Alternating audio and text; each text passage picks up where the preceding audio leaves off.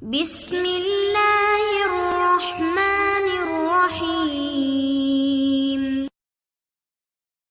بسم اللہ الرحمن الرحیم۔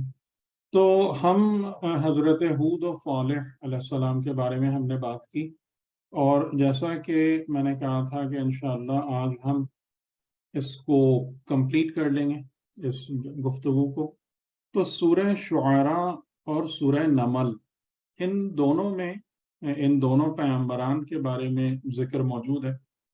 اچھا، یہاں پر کچھ ایسی باتیں ہیں کہ جو بالکل نئی ہیں، یعنی دوسری صورتوں میں موجود نہیں ہیں وہ باتیں، ان کا ذکر وہاں پر نہیں کیا گیا ہے، اور یعنی کہ اس میں کئی نئے پہلو ہمارے سامنے آتے ہیں۔ تو اس لیے میں نے مناسب سمجھا کہ انشاءاللہ تعالی ہم اس پر ذرا بات کرتے ہوئے اور پھر گفتگو کو اختتام تک پہنچاتے ہیں ان دو پیغمبروں کے حوالے سے۔ تو آیت نمبر 124 سے سورہ شعراء میں بات شروع ہوتی ہے، پہلے حضرت ہود کے بارے میں۔ اور یہ چیز ہم پڑھ چکے ہیں کئی دفعہ کہ پیغمبر جو ہے اس کو خدا نے قوم کے بھائی کے طور پر، اخا کے طور پر متعارف کرایا ہے بہت ساری آیتوں میں۔ اور اس سے یہ پتہ چلتا ہے کہ جو پیغمبر ہے بہرحال وہ قوم میں سے ہوتا ہے، اور قوم کے ساتھ کس قسم کی ریلیشن شپ رکھتا ہے؟ بھائی چارگی والی ریلیشن شپ رکھتا ہے۔ اور اخوت میں جو دو تین باتیں خاص طور سے جو اخوت کی ریلیشن شپ کو ڈیفائن کرتی ہیں، وہ یہ ہیں کہ بھائی ہمیشہ بھائی کی فلاح و بہبود کا خیال رکھتا ہے، ہمیشہ اس کے لیے ورک کرتا ہے، اس کو نفع پہنچانے کے لیے، اس کو فلاح یافتہ بنانے کے لیے، نہ کہ اس کے نقصان کے واسطے۔ اور دوسری بات یہ کہ جو بھائی ہے وہ اپنے بھائی کے مفادات کا اور اس کی عزت کا تحفظ کرتا ہے، چاہے سامنے ہو یا چاہے پیٹ پیچھے ہو۔ تو یعنی کہ یہ ریلیشن شپ خدا نے ان کی اپنی قوم کے ساتھ بیان کی، اور رسول خدا نے جس طریقے سے زیادہ تر بیان فرمایا وہ یہ کہ جیسے میں اور علی اس امت کے باپ ہیں، پدر ہیں، ٹھیک ہے، ہم باپ ہیں، باپ کی حیثیت رکھتے ہیں۔ تو یعنی اس سے ایک بات یہ سمجھ میں آ رہی ہے کہ جو حجت خدا ہیں، حجت خدا خالی پیغامبر نہیں ہوتے، یعنی خالی پیغام پہنچانے والے یا پیغام سنانے والے نہیں ہوتے، بلکہ وہ جن کو بھی پیغام پہنچا رہے ہوتے ہیں ان سے بڑی کلوز ریلیشن شپ رکھتے ہیں اور مینٹین کرتے ہیں۔ اور یہ بات ہم کو اچھے طریقے سے پتہ ہے، اور اس بارے میں ہمیں کوئی بھی شک نہیں ہے کہ رسول ہوں یا آل رسول ہوں، ان کے ساتھ ہماری ایک ریلیشن شپ، اور بہت سارے کیسز میں بہت سارے مومنین کے لیے اپنے سگے رشتہ داروں سے بھی بڑھ کر وہ ریلیشن شپ کلوز ہے، اور اس میں قربت اور محبت پائی جاتی ہے۔ ٹھیک ہے، تو یہ بات تھی کہ یہ ایک ریکرنگ تھیم ہے قرآن کریم کی کہ بھائی، پیغمبر قوم کا بھائی یا باپ۔ رسول امین، امین کس چیز پر؟ کہ جو پیغام خدا نے دیا ہے میں اس کے بارے میں امانت دار ہوں۔ اور امانت داری کا مطلب یہ ہے کہ کسی بھی چیز کو بغیر کمی اور بیشی کے اصل مالک تک پہنچا دینا یا حوالے کر دینا، یا جیسے کہ خدا نے رسول کی مأموریت یہ لگائی ہے کہ یہ میرا پیغام ہے، تم اسے میرے بندوں تک پہنچاؤ۔ تو امانت داری یہاں پر کیا ہے کہ اس پیغام میں، خدا کے پیغام میں، بغیر اپنی طرف سے ایک لفظ یا ایک تأثر بھی شامل کیے ہوئے بعینہ ہی اسے لوگوں کے ہاتھ میں دے دینا اور لوگوں تک پہنچا دینا، جیسا خدا نے رسول پر نازل کیا تھا۔ ٹھیک، اب رسول اس میں کہیں سے بھی اگر نعوذ باللہ اپنی مرضی شامل کر دیں، اپنی طرف سے کوئی چیز ڈال دیں، تو یہ امانت میں خیانت ہو جائے گی۔ تو رسول کیا ہے؟ امین ہے، یعنی پیغام خدا کا امانت دار ہے، اور 100% اس کی رعایت کرنے والا یا اس کو پورا کرنے والا۔ پھر اس کے بعد یہ بات بھی ہم نے دیکھ لی کہ بندگی، کہیں پر بندگی ہے خدا کی، کہیں پر تقوی ہے، یعنی بندگی اور تقوی اللہ کا اور اطاعت رسول اور پیغمبر کی. یہ ایک تھیم ہے جو تھرو آؤٹ ریپیٹ ہوئی ہے.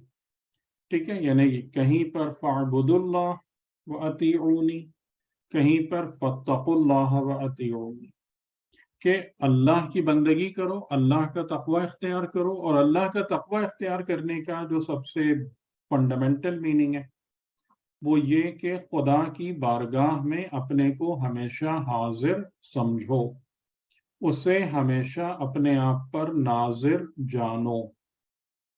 تو یہ چیز خود بخود انسان کے وجود میں اللہ کا روب، ادب، خشوع، خشیت، یہ تمام کی تمام صفات پیدا کرا دیتی ہیں، اور انہی سب چیزوں کی بنا پر انسان متقی ہو جاتا ہے. اور متقی ہونے کا نتیجہ کیا نکلتا ہے کہ جب آپ ہمیشہ اپنے کو محضر خدا میں پائیں گے تو حرام کی طرف کبھی ہاتھ اور پیر نہیں بڑھیں گے، بلکہ اگر جو متقی تقوی کے بلند مرحلے پر ہوتا ہے تو اس کی سوچ بھی نہیں جاتی حرام کی طرف، کیونکہ اسے پتا ہے کہ خدا خالی میرے بدن کو نہیں دیکھ رہا ہے، بلکہ خدا میرے قلب اور میرے ذہن میں آنے والی سوچوں پر بھی ناظر ہے، ان پر بھی نظر رکھنے والا ہے. ٹھیک، تو یہ بات ہو گئی. اجر کے حوالے سے بھی ہم نے گفتگو کر لی کہ پیغمبر امت سے یا لوگوں سے کسی قسم کے اجر کا طلبگار نہیں ہوتا، اور وہ صرف اور صرف کیونکہ وہ خدا کا کام کر رہا ہوتا ہے تو اس کے اوپر جو بھی ریوارڈ ہے جس کی وہ امید رکھتے ہیں وہ صرف اور صرف رب العالمین سے رکھتے ہیں. ٹھیک ہے، یہاں تک تو باتیں وہ تھیں کہ جو ہم کر چکے تھے پہلے. پھر اتبنون بکل ریع آیتن تعبثون، یعنی اتبنون، کیا تم بنا رکھتے ہو، بنیاد رکھتے ہو، اٹھاتے ہو، بکل ریع، کہ جہاں بھی کوئی جگہ تھوڑی سی اوپر نظر آئی، تھوڑی سی نمایاں نظر آئی تو وہاں پر فوراً کوئی نہ کوئی مونیومنٹ کھڑا کر دیا، کوئی یادگار کھڑی کر دی. اچھا، کہ یعنی کس چیز میں، کس امید میں؟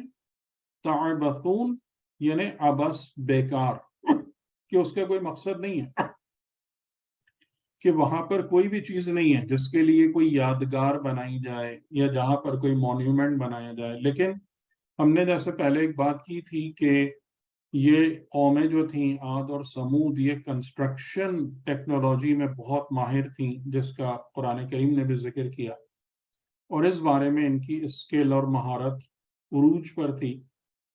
تو یہ کیا کر رہے ہوتے تھے کہ جہاں بھی انہیں کوئی تھوڑی سی بلند جگہ نظر آئی اور یہاں انہوں نے ایک یادگار جیسی ایک کوئی پلر یا ٹاور یا اس قسم کی چیز کھڑی کر دی، just for nothing, for no purpose.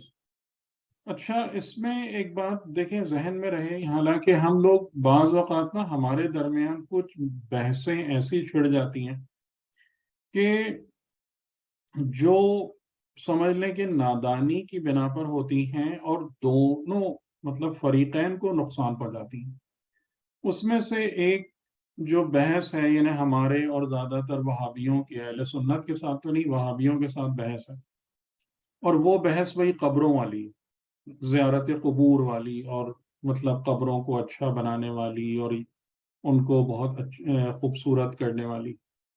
تو اگر آپ اس بات کو دیکھیں گے نا تو دین نے اس چیز کو منع کیا ہے، اس بات کو انکریج نہیں کیا ہے کہ آپ قبروں کو یادگار کی شکل دیں یا قبروں کے اوپر زیارت گاہیں بنائیں. انہیں زیارت گاہیں بنانے کا مطلب کیا ہوا کہ اس چیز کی طرف، جیسے کسی صاحب کا، پیر صاحب کا عرس ہو رہا ہے یا فلاں ہو رہا ہے، یہ سب چیزیں ریکمینڈڈ نہیں ہیں.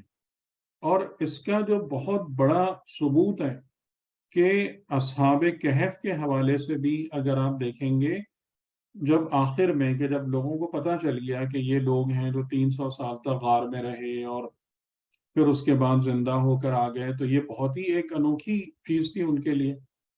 تو وہاں پر لوگوں میں اس بات کا جھگڑا ہو رہا تھا کہ یہاں پر ہم کیا بنائیں، تو کچھ لوگ وہاں پر یادگاریں بنانے کے اس میں تھے.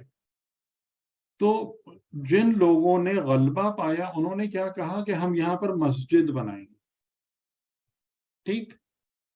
تو یعنی کہ جو بھی زیارت گاہ بنے وہ بطور مسجد بنے، کہ وہاں پر جا کر انسان خدا کی عبادت انجام دے، اور وہ والا کام جو ہوتا ہے نا کہ لوگوں کو اس درجہ مقدس بنا دینا کہ وہ خود الوہیت کا درجہ حاصل کر لیں، چاہے وہ قدیسین بشر کیوں نہ ہوں، انسانوں میں مقدس ہستیاں کیوں نہ ہوں، یہ بات کہیں سے بھی درست نہیں ہے. ٹھیک ہے. اسی لیے آپ دیکھیں کہ جو ائمہ علیہ السلام کی زیارتیں ہیں، جتنی بھی زیارات اگر آپ پڑھیں گے تو اس کے بگننگ میں لائک دعا ہے. آپ زیادہ تر زیارتوں کے اس پہ دیکھیں کہ جب آپ زیارتوں پہ جائیں تو آپ اتنی مرتبہ اللہ اکبر پڑھیں، اتنی مرتبہ لا الہ الا اللہ پڑھیں، اور پھر خدا سے دعا کریں اور خدا سے کہیں کہ میں تیرے ولی کی زیارت کے لیے حاضر ہوا ہوں. اور یہ پہلے یہ سب باتیں کرنا ہے. پہلے خدا کی کبریائی اور الوہیت اور توحید کا اقرار کرنا ہے، پھر حرم میں زیارت کے لیے داخل ہونا. ٹھیک ہے. کیونکہ یہ جو مصیبت ہے نا یہ ہر ایک کے ساتھ رہی ہے. جیسے آپ دیکھیں کرسچنز نے کیا بنا دیا حضرت عیسیٰ، اور یہودی آج نہیں مانتے، لیکن قرآن کریم اس بات کو کہہ رہا ہے کہ انہوں نے عزیر علیہ السلام کو ابن اللہ بنا لیا تھا. ٹھیک ہے. تو اس قسم کی چیزیں جو ہے نا یہ ایک خطرہ ہیں. یا یہ جو عرس والی چیز اور مطلب قبروں کے اوپر یہ سارے زیارت گاہیں بنانا اور پھر یہ سب کرنا، یہ تو آپ کو پتہ ہی ہے کہ ہمارے انڈو پاکستان میں یہ سب کچھ کتنا زیادہ ہو رہا ہے. اور اس میں میں خود اس بات کا مطلب گواہ ہوں. میں نے شاید آپ لوگوں کو سنایا بھی تھا یہ واقعہ کہ 1983 میں ہم جب پاکستان ٹور پہ یونیورسٹی کی طرف سے گئے تھے داتا دربار، تو وہاں پر کوئی کھڑا ہوا تھا، لنگر وغیرہ کا ہو رہا تھا. کسی نے کہا بھائی تمہاری کیا حاجت ہے. ہم 3-4 لڑکے تھے، وہ کہنے لگے تمہاری کیا حاجت ہے، لاؤ میں داتا صاحب کے اس میں وہ پیش کروں. میں نے کہا مجھے جو مانگنا ہے میں خدا سے مانگ لوں. یہاں کیا وہ، تو وہ بالکل آپ پہ سے باہر ہو گیا، ہتے سے وہ کھڑ گیا. کہنے لگا خدا سے مانگنے والے دیکھو دھول مٹی چاٹ رہے ہیں، اور داتا صاحب کے فقیر کتنے مطلب ویل نورشڈ ہیں، دولت مند ہیں. یہ حال ہو جاتا ہے کہ میں خود میرے ساتھ یہ واقعہ پیش ہوا. ٹھیک. تو یعنی کہ اس میں ایک پرابلم جو ہوتی ہے نا کہ آپ جب کسی کے ساتھ مخالفت کر رہے ہوتے ہیں، جیسے ایسے کئی مسائل ہیں کہ جس میں ہم جب مخالفت کر رہے ہوتے ہیں نا تو پھر اگر ایون صحیح بات بھی آتی ہے نا، اور صحیح بات میں یعنی کہ انفارچونیٹلی ہمارا جو اپوننٹ ہے وہ پوائنٹ اسکور کر رہا ہوتا ہے، تو ہم اس صحیح بات کو بھی ماننے سے انکاری ہو جاتے ہیں. ہم اس کا بھی انکار کر دیتے ہیں کہ نہیں یہ غلط ہے، ہم نہیں مانتے. اور یہی گڑبڑ ہم نے وسیلے میں کی ہے کہ جس طریقے سے کہ قرآن کریم بار بار ایک بات کہہ رہا ہے کہ وسیلہ فقط اس لیے ہوتا ہے کہ تمہیں خدا سے جوڑ دے، لیکن ہم نے وسیلے اور واسطے کی بحث کو اس حد تک پہنچا دیا ہے کہ تقریباً وسیلے کو ہی خدا بنا لیا بہت سارے لوگوں. ٹھیک ہے. وہ صرف بحث بازی، ضد بازی. تو خدا اس بات سے محفوظ رکھے ہم سب کو، خدا ہم کو اس بات سے محفوظ رکھے کہ اس قسم کی ضد اور ہٹ دھرمی کا ہم شکار نہ ہو جائیں کسی موقع پر کہ ہم صحیح چیز کو ایکسیپٹ کرنے سے انکار کر دیں، کہ صرف اس لیے کہ اس میں میرے مخالف کو جو ہے نا وہ ایج مل رہا ہے میرے اوپر. ٹھیک. تو یہ والی چیز جو ہے یہ کس چیز کی طرف لے جاتی ہے کہ ہر جگہ پر یادگاریں بنانا، یہ وہی جو مشرکانہ نظام ہے، بتوں والا نظام تھا، یا اسی طریقے سے اور مطلب کسی نہ کسی ڈیٹی کو، دیوی دیوتا کا جو ساری یادگاریں بنانا، پھر یہ وہ گڑبڑ ہو جاتی ہے. تو وہ اصحاب کہف والے واقعے میں ہے کہ مزار بھی مسجد ہونا چاہیے. ٹھیک ہے. بہت بڑا سبق ہے وہاں پر کہ مزار مسجد ہونا چاہیے. جب آپ کسی ولی خدا کے پاس جائیں ان کی قبر کی زیارت کے لیے تو آپ اس کو ولی خدا سمجھ کر جائیں. نہ کہ کچھ اور. ٹھیک. تو یہ ان کے کام تھے کہ ہر جگہ پر بڑے بڑے ٹاور اور وہ سب بنانا اور یادگاروں کے طور پر کھڑے کر دینا. تعبثون مطلب یوز لیس، کچھ نہیں، کوئی اس کے پیچھے مقصد نہیں، یعنی کوئی مین پرپز نہیں ہے وہاں، کوئی ایون یادگار بھی نہیں ہے جس کے لیے یہ سب کھڑا کیا جا رہا ہے. ایک یہ کام تھا ان کا. وَتَتَّخِذُونَ مَصَانِعَ لَعَلَّكُمْ تَخْلُدُونَ، اور تم جو ہو اس طریقے سے اپنے گھر یا جو بھی چیزیں بنا رہے ہوتے ہو، اپنی کنسٹرکشن کر رہے ہوتے ہو، لعلکم گویا کہ یہ اس امید میں کہ تخلدون تم ان میں ہمیشہ رہو گے. کہ اس چیز کی طرف بھی دین میں خاص طور سے توجہ دلائی گئی ہے. بلکہ ایک واقعہ ہے رسول خدا کے، یہ اصول کافی میں ہے یہ روایت، کہ حضور ایک جگہ پر موجود تھے اور وہاں سے کچھ لوگ گزرے سواریوں پر. انہوں نے یا رسول اللہ کہہ کر آپ کو سلام کیا. ان کا انداز بہت یونیک تھا. رسول خدا نے بھی ان کو جواب سلام دیا اور ان سے پوچھا تم کون ہو؟ تو انہوں نے شاید یہ بات کہی کہ ہم صاحبان یقین میں سے ہیں اور اس میں ہیں. اور پھر اس کے بعد آپ نے تعجب کا اظہار کیا، کیونکہ یہ بہت بڑا مقام ہے یہ صاحبان یقین میں سے ہونا. تو آپ نے پوچھا اس کی علامت کیا ہے؟ تو انہوں نے پھر علامت بتائی کہ ہم نے اپنے تمام امور اللہ کو تفویض کر دیے ہیں، ہم بس اسی پر توکل کرتے ہیں. اور اس طریقے کی انہوں نے 2-3 باتیں بتائیں جس کو رسول خدا نے قبول فرمایا کہ ہاں تو یہ بات تم نے جو کہا ہے، علامتیں بتائی ہیں، درست ہے کہ صاحبان یقین کی یہی علامتیں ہوتی ہیں. اور پھر آپ نے فرمایا کہ اگر تم سچے ہو، اگر تم اس پر سچے ہو تو پھر کیا کرو؟ فَلَا تَبْنُوا مَا لَا تَسْكُنُونَ، اس کی بنا بھی نہ رکھو جس میں تمہیں رہنا نہیں ہے. یعنی یقین کا مطلب کیا ہے؟ کہ مجھے جس جگہ پر میرا گھر ہے وہ یہ دنیا نہیں ہے، یہ دنیا مادی نہیں ہے، میرا گھر کہیں اور ہے. اور مجھے رب کی بارگاہ میں پہنچنا ہے، لقاء اللہ، وہاں پر میرا گھر ہے، الٹیمیٹ گھر. اور اگر ان بٹوین بھی جو میری ریزیڈنس ہے وہ اس زمین پہ نہیں ہے، اس دنیا مادی میں نہیں ہے. تو جو صاحب یقین ہے کہ جہاں رہنا نہیں ہے، جہاں سکونت اختیار کرنا نہیں ہے، رسول کیا فرما رہے ہیں؟ فَلَا تَبْنُوا، اس کی بنا بھی رکھنے کی ضرورت نہیں. یعنی بس بالکل سادہ رکھو اس کو. ورنہ یہ گھر جو جتنا تم اتنا مضبوط بناتے ہو کہ گویا تمہیں پتہ نہیں کتنے ہزار سال رہنا ہے یا ہمیشہ رہنا ہے، اس کو اتنا ڈیکوریٹ کرتے ہو، اس پر اتنی انویسٹمنٹ کرتے ہو، یہ سب کا سب کیا ہے؟ یہ سب کا سب انسان کی جہالت کی دلیل ہے. کہ گویا کہ تم یہ سمجھ کر اس سب کو سجا بنا رہے ہو کہ اس میں تم ہمیشہ رہو. ٹھیک ہے. تو فَلَا تَبْنُوا مَا لَا تَسْكُنُونَ وَلَا تَجْمَعُوا مَا لَا تَأْكُلُونَ وَاتَّقُوا اللَّهَ الَّذِي إِلَيْهِ تُرْجَعُونَ. رسول خدا نے ان کو 3 نصیحتیں کی کہ جس پہ رہنا نہیں ہے اس کی بنا بھی رکھنے کی ضرورت نہیں ہے، یا بس صرف ضرورت کی حد تک رکھو. وَلَا تَجْمَعُوا مَا لَا تَأْكُلُونَ، جو تمہیں کھانا نہیں ہے اس کو جمع کرنے کی ضرورت نہیں ہے. اور تقوی اختیار کرو اس اللہ کا جس کی طرف تم پلٹ کر چلے جاؤ گے، جس کی طرف تمہاری رجعت ہے. الیہ ترجعون، جس کی طرف تم لوٹا دیے جاؤ گے. ٹھیک ہے. اگر تم صاحبان یقین ہو تو تمہاری زندگی ایسی ہونی چاہیے، نہ کہ ذخیرہ اندوزی، نہ کہ بڑے بڑے بہترین گھر بنانا، نہ کہ مال جمع کرنا. تو ان کا کام کیا تھا کہ تمہارے جو مصانع ہیں، تمہاری جو کنسٹرکشنز ہیں، جو بھی تم بنا رہے ہوتے ہو وہ اس طریقے کی بنا رہے ہوتے ہو لعلکم تخلدون، جیسے تم ہمیشہ اس میں رہو گے. اور بہت ساری جگہوں پر ہم کو یہ نظر آتا ہے کہ مطلب وہ کھنڈرات جو ہم سے پہلے کے زمانے کے لوگوں کے ہیں، تو وہاں پر آپ دیکھیں گے کہ وہ کھنڈرات مطلب وہ گھر کھڑے ہیں ہزاروں سال سے، لوگ پتہ نہیں کب کے مٹ مٹا کے ختم ہو چکے.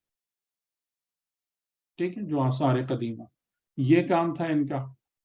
وَإِذَا بَطَشْتُمْ بَطَشْتُمْ جَبَّارِينَ، یہ بڑا عجیب جملہ ہے قرآن کریم کا، یعنی بعض جگہوں پر قرآن کریم کی لینگویج بھی بہت ہی بلیغ ہو جاتی ہے، یعنی بہت لٹریری ہو جاتی ہے۔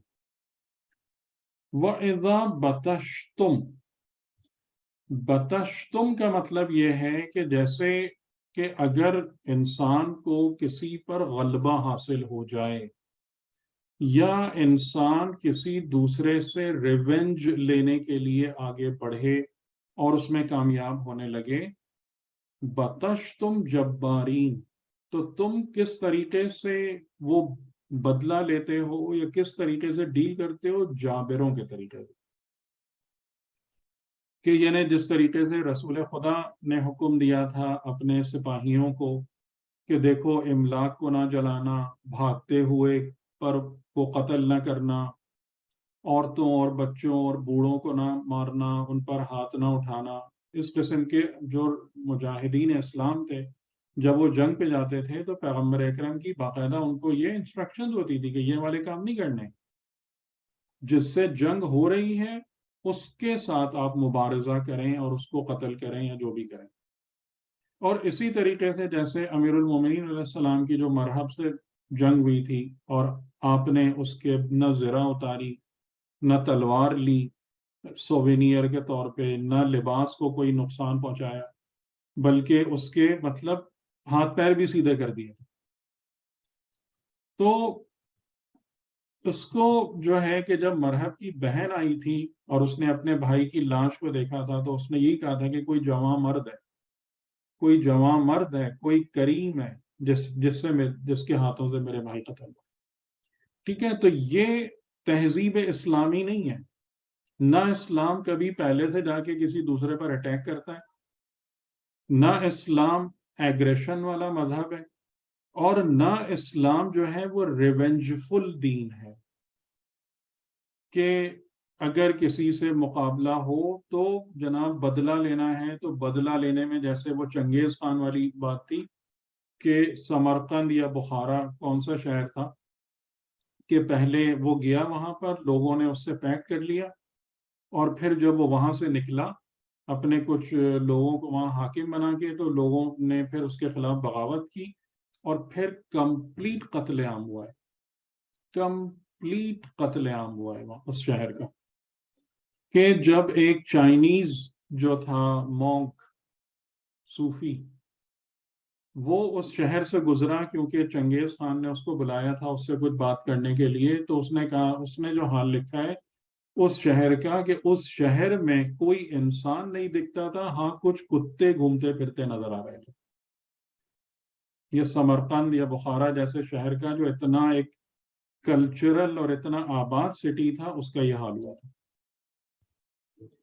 تو تم جب ریونج لینے پر آتے ہو، تم جب کسی پر غلبہ پاتے ہو تو جابروں کے طریقے سے ڈیل کرتے ہو۔ اب یہ بہت نئی باتیں، ٹھیک ہے، جس میں ہمارے لیے بھی بڑے اہم اخلاقی اور اجتماعی پہلو یہاں پر پنہا ہے کہ اگر کسی پر خدا ہم کو غلبہ دیتا ہے تو یہ مطلب نہیں ہے کہ اس کا جو ہے انسان اس کی تباہی کر کے رکھ دے، اس کو تباہ و برباد کر دے کہ اچھا تم نے جیسے ہمارے سامنے رسول خدا نے فتح مکہ کے بعد کیا کیا تھا، یا اسی طریقے سے امیر المومنین علیہ السلام نے جنگ جمل میں فتح پانے کے بعد کیا کیا تھا، سب ہمارے سامنے۔ امیر المومنین علیہ السلام نے کس حد تک ایفرٹ کی ہے کہ خوارج واپس آ جائیں، کس حد تک ایفرٹ کی ہے کہ وہ قتل ہونے سے بچ جائیں، توبہ کر لیں۔ یہ دین ہے، ٹھیک ہے، یہ دین کا اخلاق اجتماعی۔ تو تم یہ یادگاریں بناتے پھرتے ہو ہر جگہ، تم ایسی اپنے گھروں کی اور اپنی پلیسز کی ایسی کنسٹرکشن کرتے ہو کہ جیسے تم ہمیشہ رہو گے ان میں، اور جب تم لوگوں سے ڈیل کرتے ہو اور اسپیشلی جن کے ساتھ تمہارے مخاصمت ہو، مقابلہ ہو، تو جب جابروں کے طریقے سے ڈیل کرتے ہو، ٹھیک۔ فَاتَّقُوا اللَّهَ وَأَطِيعُونِ، اور یہ سب چیزیں ہم اس کو پڑھ چکے ہیں۔ ٹھیک، یہ ان کی بات ہو گئی، یہ قوم عاد والی۔ اس کے بعد پھر قوم سمود کے حوالے سے بھی یہاں پر کچھ نئی چیزیں ہیں۔ کذبت ثمود المرسلین، سمود نے رسولوں کو جھٹلایا۔ اب رسولوں کو جھٹلانے کا مطلب شاید یہ ہو کہ جو صالح علیہ السلام جو دعوت لے کر ان کے سامنے آئے تھے، وہ وہی دعوت ہے جو تمام مرسلین کی ہے، یعنی رسولوں کی دعوت میں کوئی فرق نہیں ہوتا ہے، کہ ہمارے پیغمبر نے بھی ہمیں جو بات بتائی اور سنائی وہ وہی ہے کہ جو ہزاروں سال سے تمام کے تمام انبیاء علیہ السلام اپنی امت اور اپنی قوموں کو، اقواف کو بتا رہے تھے۔ تو یہ بھی ایک مطلب ہو سکتا ہے کہ سمود نے مرسلین کی دعوت کو جھٹلایا۔ اذ قال لهم اخوهم صالح، یہاں بھی حضرت صالح علیہ السلام کو قوم کا بھائی کہا گیا۔ الا تتقون، اب یہاں پر دیکھیں تتقون کے اینڈ پر نون پر زبر ہے، ٹھیک ہے۔ اگر تتقون نون پر زیر آتا تو کیا مطلب ہوتا؟ آپ نے مجھے بتائیں جی، میرا تقوی اختیار کرو، میرا تقوی، کہ کیا نہیں تم مجھ سے ڈرتے ہاں یا میرا تقوی اختیار کرتے؟ تو یہاں تقوی ہمیشہ کس کا ہوتا ہے؟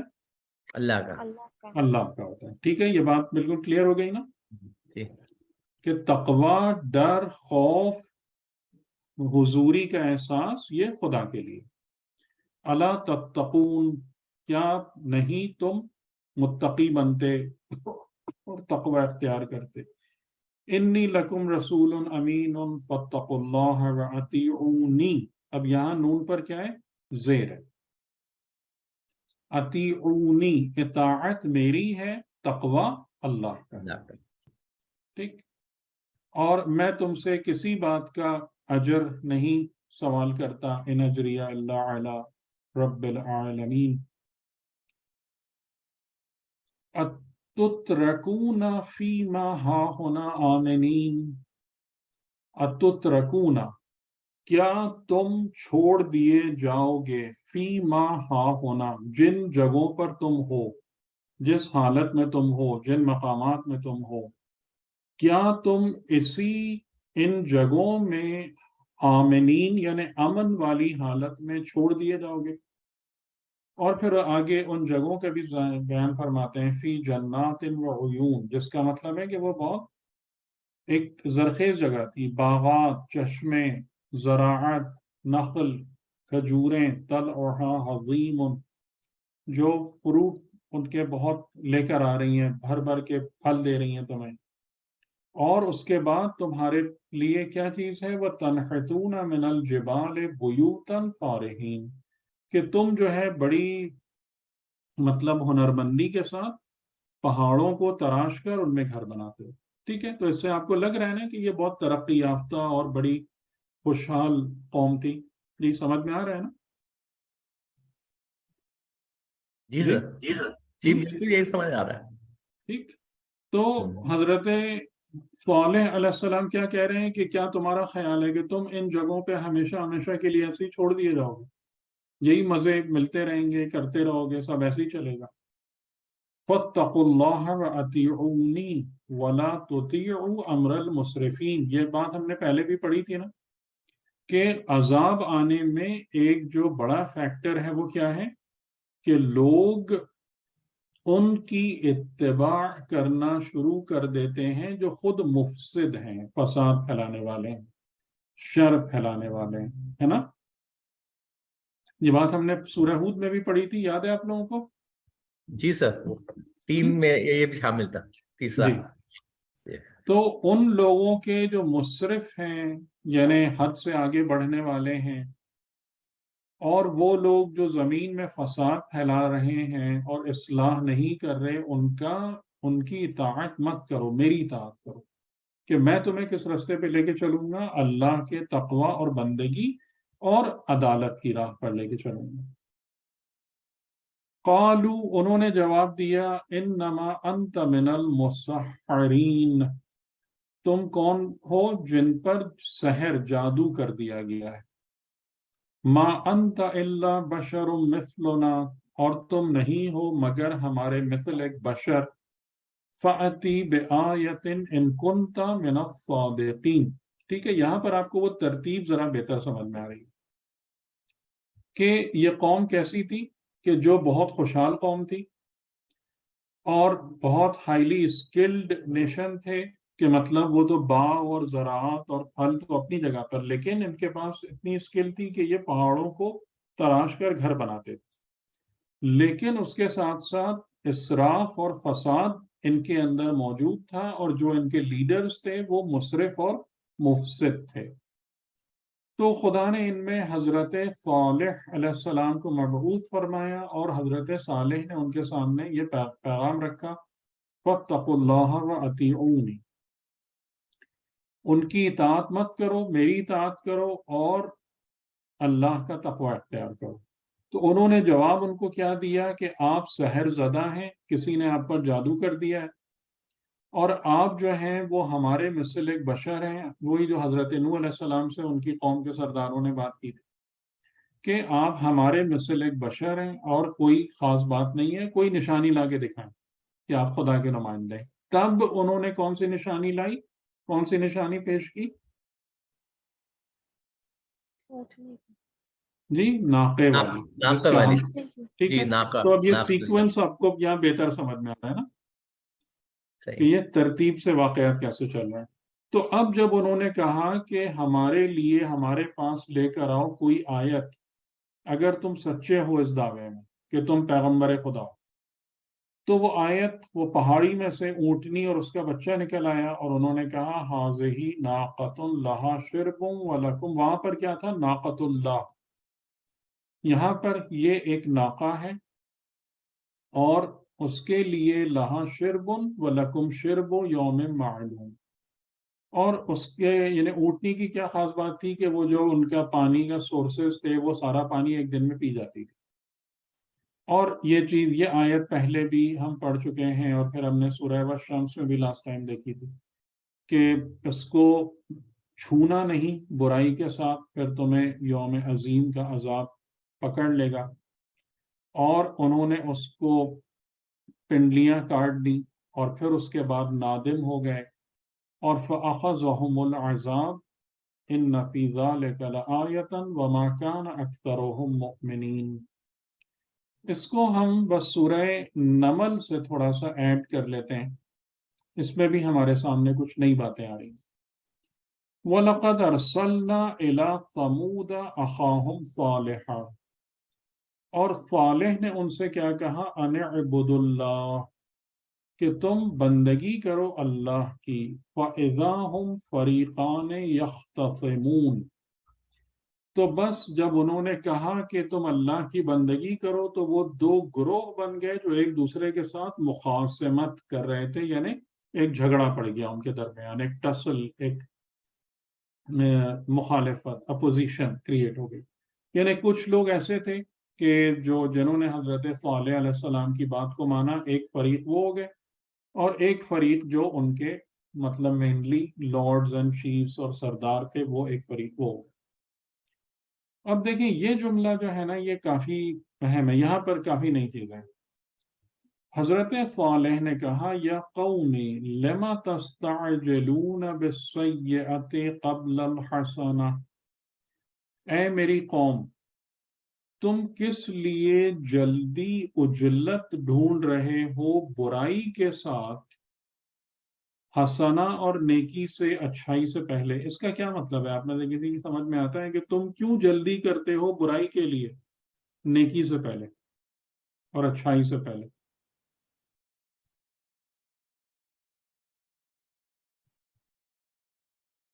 اس کا کیا مطلب سمجھ میں آتا ہے؟ اچھا، برائی کی جلدی کرنا اچھائی سے پہلے یعنی کیا؟ مطلب کہ تم اللہ کے عذاب کی بات کر رہے ہیں. ہاں، یعنی سیئات کہ عذاب ہے. آپ نے دیکھا نا کہ یہ لوگ جب ان کا جھگڑا بڑھتا تھا، مخاصمت بڑھتی تھی، تو کیا کہتے تھے یہ؟ کہ ہاں لے آؤ جو قیامت، جو عذاب لانا لے آؤ. جو عذاب لانا ہے. تو وہ کہہ رہے ہیں کہ، اور خدا ان کے اور پیغمبر ان سے کیا وعدہ کر رہے ہیں کہ تمہیں اگر تم اگر تم اللہ کی بندگی اور تقوی اختیار کرو گے اور میری اطاعت کرو گے تو کیا ہوگا؟ اللہ تم پہ رحم کرے گا اور یعنی بہت تم پر آسمان سے بارش برسائے بارش گا، آئے گی. تمہارے مال اور اولاد میں ترقی دے گا، جی یعنی تم کو ظاہری نعمتیں بھی بہت کچھ عطا کرے گا. ٹھیک، تو وہ کہہ رہے ہیں جو حسنہ جو میں جس کا تم سے وعدہ کر رہا ہوں، یعنی کہ جیسے اگر ایک بات کہی جائے کہ بھائی اس کو ٹیسٹ تو کر کے دیکھو، ہے نا، جی عقل کی بات ہے یا نہیں؟ کہ عاقل بھی کہتا ہے اگر ایک دیکھ شخص آپ سے کہہ رہا ہے کہ تم فلاں فلاں کام کرو، یعنی ابھی ہم سے کوئی کہے کہ بھائی فلاں فلاں کام کرو، ایون اگرچہ کہ وہ غلط کام بھی کر رہا ہو، کیا تمہیں 1 کروڑ روپے مل جائیں گے؟ ہم وہ کرنا شروع ہو جائیں گے یا نہیں؟ جی کرنا شروع ہو جائیں گے. یا اس سے کہیں گے بھاگ جاؤ یہاں سے، نہیں سنتے تمہاری بات؟ صحیح ہے. تو ٹھیک ہے نا، تو یہ نہیں کہ یہ بالکل خلاف عقل ہے یہ تمام کی تمام چیزیں، کہ جب وہ خود کہہ رہے ہیں، وہ یہ نہیں کہہ رہے کہ تمہارا جتنا بھی تمہیں بھلائی ہے وہ سب آخرت میں ملے گی. یہ بات ہم نے سمجھ لی نا، جی جی وہ کہتے ہیں اس دنیا میں کہ ملے گی. نبی جب آ کے وعدہ کرتا ہے، اور یہ ایک بہت اہم کنسپٹ ہے قرآن کا، کہ جب ایک قوم صالحیت اور ایمان اور تقوی کو قبول کرتی ہے تو وہ قوم دنیا میں بھی فلاح یافتہ اور نعمت یافتہ ہوتی ہے اور آخرت میں بھی. ٹھیک ہے، یہ انڈیویجول اور فرد کے لیے یہ پاسبل ہے کہ دنیا کی زندگی تکلیف میں گزرے اور اس کو اس کا ریوارڈ آخرت میں ملے پورا پورا، لیکن قوم کے لیے نہیں ہے. ٹھیک ہے، اگر ایک قوم ایمان لائے گی، وَلَوْ أَنَّ أَهْلَ الْقُرَىٰ آمَنُوا وَاتَّقَوْا لَفَتَحْنَا عَلَيْهِمْ بَرَكَاتٍ مِّنَ السَّمَاءِ وَالْأَرْضِ، سورۃ الأعراف 96، کہ اگر بستی والے، بہت بڑی نیشن بھی نہیں چاہیے کروڑوں لوگوں کی، اگر بستی والے ایمان لے آئیں اور متقی ہو جائیں تو ہم ان پر برکتوں کے دروازے کھول دیں گے، آسمان سے بھی اور زمین سے بھی. تو اس کی تفسیر کیا بنتی ہے کہ آسمان سے برکتوں کے دروازے کھلنا ایک تو ظاہراً بارش اور وہ سب ہے، لیکن یہاں پر ایک اس کا جو ڈیپر میننگ ہے کہ آسمان سے برکتوں کے دروازے کھلنا یعنی اخروی نعمتیں، زمین سے برکتوں کے دروازے کھلنا یعنی دنیاوی نعمتیں. ٹھیک ہے، تو یہ اصول کیا ہے کہ اگر قوم درست ہو جاتی ہے تو خدا اس کو دنیا میں بھی بلیسنگز عطا فرماتا ہے اور آخرت میں بھی. تو یعنی اتنی بھی عقل نہیں ہے کہ بھائی ٹیسٹ کر لو کہ نبی جو بات کہہ رہے ہیں کہ تمہیں دنیا میں اتنی اتنی برکتیں ملیں گی، دیکھ لو ملیں گی یا نہیں ملیں گی. ٹھیک، تو یہ وہ حیران ہو کے پوچھ رہے ہیں کہ تمہیں کیا ہو گیا ہے اے میری قوم کہ تم برائی کے لیے جلدی کر رہے ہو کہ وہ عذاب لے آؤ، اور جو حسنہ جس کا خدا تم سے وعدہ کر رہا ہے اور اس کا پیغام میں تمہیں پہنچا رہا ہوں، اس کو پانے کے لیے یا اس کی طرف بڑھنے کو تیار نہیں. ٹھیک ہے، لولا تستغفرون اللہ لعلکم ترحمون، کیا تم کیوں نہیں استغفار کرتے؟ ہم نے حضرت نوح علیہ السلام کے واقعے کے دوران یہ بات پڑھی تھی نا کہ آسمانی برکتیں لانے کے لیے دنیا کی زندگی کو پربرکت بنانے کا نسخہ کیا ہے؟ استغفار، مغفرت اور رحمت. رحمت. ٹھیک، اور اس میں ایک بات آپ اور ایڈ کر سکتے ہیں، توبہ. ہاں توبہ تو آپ نے بتایا تھا کہ ان بٹوین جی. ہی ہوتی نا، ہم. توبہ کا ٹھیک، تو استغفار رحمت کے و ساتھ لنک ہے. مغفرت. ٹھیک، جی. تو مینلی استغفار. تو کیوں نہیں کرتے استغفار؟ کیوں تم مغفرت خدا نہیں چاہتے کہ تاکہ تم پر رحم کیا جائے، تم پر اس کی رحمتیں نازل ہوں، برکات ملیں؟ تو اب اس کے بعد انہوں نے کیا جواب دیا؟ قالوا طیرنا بکا وبمن معک، طیرنا بکا وبمن معک، کہ طیرنا یہ سورہ یاسین کے اندر بھی یہ اصطلاح ہے، یعنی جس کو کہتے ہیں شگون، ہمارے یہاں ورڈ استعمال ہوتا ہے نا شگون والا، یہ وہ والی اصطلاح ہے طیرنا، کہ بیکا یعنی تمہارے ساتھ، اور جو لوگ بھی تمہارے معیت میں ہیں، تمہارے فالوورز ہیں نا، تو ان کا ہونا ہی ہمارے لیے برا شگون ہے، یعنی تمہاری موجودگی ہمارے لیے نعوذ باللہ نحوست ہے، کہ تمہارے آنے کی وجہ سے. اب آپ دیکھیں کہ شیطان بھی کیا کیا منطقیں سکھاتا ہے. کہ اس قسم کی باتیں بھی ہوئی ہیں لوگوں میں کہ تمہارے آنے سے پہلے تو ہم بڑے سکون سے تھے اور اپنے زندگی کے راستے پہ چلے جا رہے تھے، تم نے آگے ساری گڑبڑ کر دی ہے۔ یہ جتنا جھگڑا فساد ہمارے اندر پیدا ہو گیا ہے اس کے بانی آپ ہیں، تو آپ کا آنا ہمارے لیے برا شگون ہے، آپ اور آپ کے ساتھیوں کا آنا اور نعوذ باللہ ایک نحوست ہے۔ تو پھر انہوں نے جواب دیا قال طائرکم، کہ تمہاری یہ بدفعلی، تمہاری یہ بدشگونی کا جو حساب ہے عند اللہ، یہ سب کا سب خدا کے سامنے ہے، خدا کے پاس ہے، اور وہی بتا دے گا کہ کیا وہ ہے اور کیا نہیں۔ بل انتم قوم تفتنون، بلکہ تم ایک ایسی قوم ہو کہ جو فتنے میں ڈالے گئے ہو، یعنی آزمائے گئے ہو، اور اس آزمائش میں تم فیل ہو رہے ہو۔ کوئی تمہارے اندر وہ والا کردار نہیں پیدا ہو رہا جو آزمائش میں کامیابی کے لیے ضروری ہوتا ہے۔ ٹھیک، تو یہ بات ہم کو سمجھ میں آ رہی ہے کہ یہ ہمیں پتہ چل گئی کہ کچھ لوگ ایسے ہوتے ہیں کہ جو حسنہ کو چھوڑ کر سیئہ مانگ رہے ہوتے ہیں، اور پھر اس کے بعد یعنی کہ جو لوگ ان کے خیرخواہ ہوتے ہیں، ان کو اچھائی کے راستے پہ لانا چاہ رہے ہوتے ہیں، وہی انہیں نحوست والے دکھ رہے ہوتے ہیں اور بدشگون دکھ رہے ہوتے ہیں۔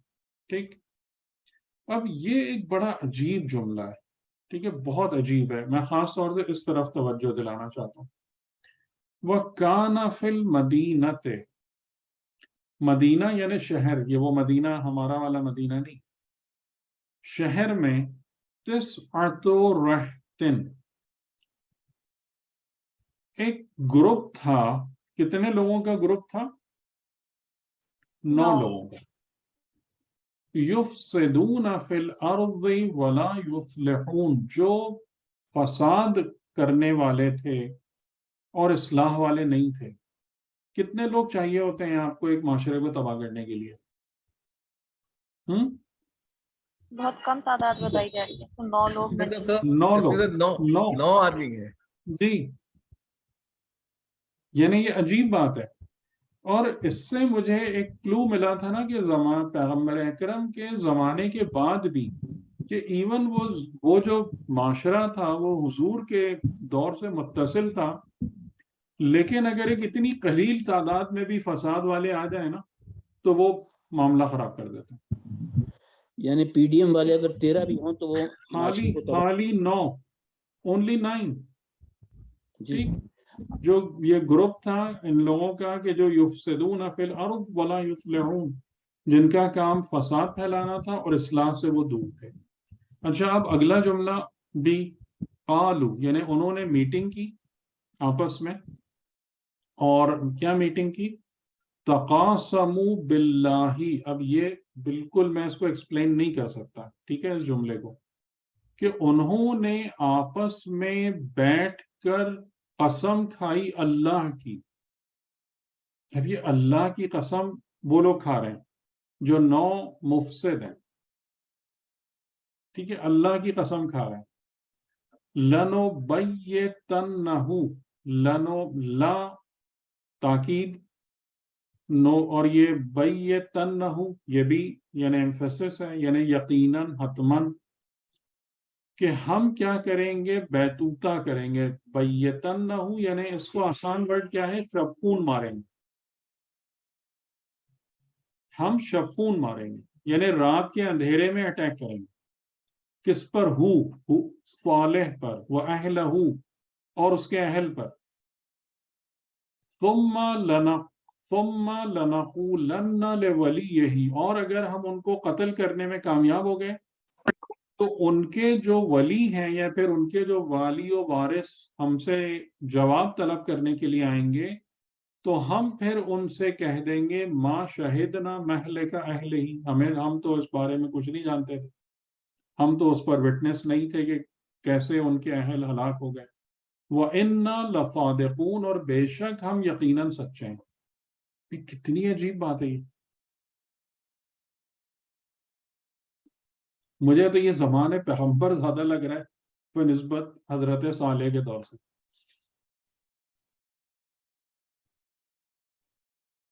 ٹھیک ہے کہ حضرت صالح کے اس میں جو ان کا شہر تھا 9 لوگوں کا گروپ تھا جو مفسد تھے، اصلاح سے ان کا کوئی تعلق نہیں تھا. انہوں نے اللہ کی قسم کھائی باہم بیٹھ کر کہ ہم رات کی تاریکی میں صالح اور ان کے اہل پر اٹیک کریں گے، ان کو قتل کر دیں گے، اور پھر اس کے بعد جو ان کے وارثین ہیں ان کے ساتھ بھی ہم یہی قسمیں کھائیں گے کہ ہمیں کیا پتا، ہم تو اس پر نہ وٹنس ہیں اور یقیناً ہم سچے ہیں. وَمَكَرُوا مَكْرًا وَمَكَرْنَا مَكْرًا، وہ اپنا مکر لے کر آئے اور ہم نے اس کے جواب میں اپنا مکر یعنی اپنا پلان ایگزیکیوٹ کیا. وَهُمْ لَا يَشْعُرُونَ، اور کس طریقے سے ایگزیکیوٹ کیا کہ ان لوگوں کو اس کا شعور نہیں تھا. تو یعنی جیسے دعائے جوشن صغیر کے اندر بھی جو ایک جملہ ہے کہ جو میرے خلاف بغاوت کرنے والے ہیں، جو مجھ پر تیغ ستم کھینچنے والے ہیں، جو مجھ سے حسد کرنے والے ہیں، انہوں نے میرے خلاف اتنا آرمز ایمونیشنز اور اتنی پلاننگ کر لی ہے کہ میں اس کا جواب دینے پر بالکل قدرت نہیں رکھتا ہوں.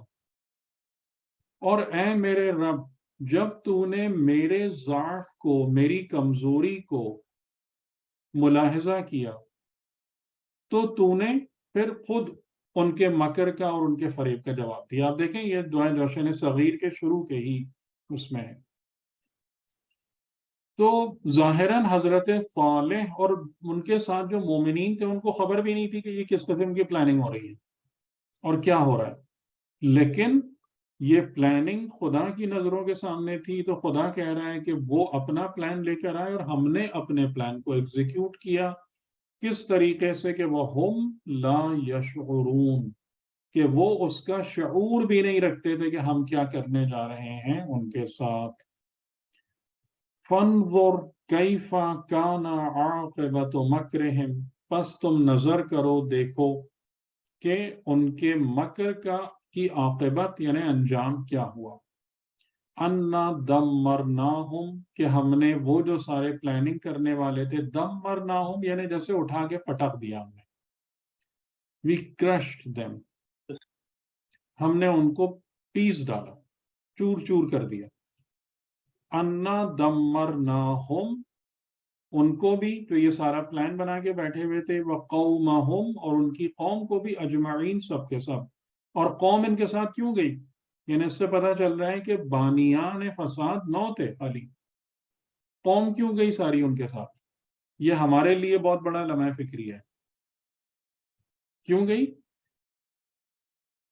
کیونکہ وہ ان کی اتباع کر رہے تھے، ان کی اطاعت کر رہے تھے. ٹھیک ہے نا، وہ ہاں شروع میں ہم نے یہ بات دیکھی نا ہاں کہ کہ وہ انہی جو مصرفین اور مفسدین کی اطاعت کر رہے تھے. اطاعت قوم کر اس رہے لیے تھے. گئی، ہاں قوم اس لیے گئی.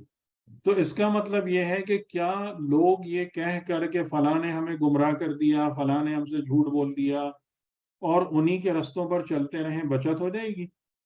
نہیں، بچت نہیں ہوتی. ٹھیک ہے، جب خدا ان کو پکڑے گا تو ان کے ساتھ ساتھ پھر سب کو ساتھ بھیجے گا سب کو ساتھ ان لے کے جائے. پیچھے. فرعون کے کیس میں بھی یہی تھا، اور یہاں بھی دیکھیں آپ، بالکل کلیئر ورڈز ہیں یا نہیں ہیں کہ بات ان 9 سے شروع ہو رہی ہے. 9 جو تھے بانیان شر، ان کو ہم نے کچل دیا، اور ان کی قوم کو اجمعین سب کے سب ان کے ساتھ جاؤ. فَتِلْكَ بُيُوتُهُمْ، پس وہ ہیں ان کے گھر، خاویتن، جو گرے پڑے ہیں. ٹھیک ہے، جو ڈیمولش ہو چکے ہیں. بما ظلموا، یہ گھر کس لیے ڈیمولش ہوئے؟ اور ابھی پیچھے دیکھا نا کہ کتنے مضبوط گھر بناتے تھے وہ، کہ جو سینکڑوں سال کھڑے رہنے کے قابل ہوں. لیکن جب خدا کا عذاب آیا تو کمپلیٹ ڈیمولیشن تھی. یہ ان کے گھر ہیں جو ٹوٹے پڑے، روئنز میں تبدیل ہو گئے. کس بنا پر؟ بما ظلموا، ان کے ظلم کی بنا. تو اگر لوگ ظالم ہو جائیں، اور یہاں ظالم ہونے سے کیا مراد ہے؟ یہ ہمارا والا ظالم نہیں. نہیں، یہ ظالم وہ ہے کہ جو ہاں مطلب असल जी असल जुल्म क्या है?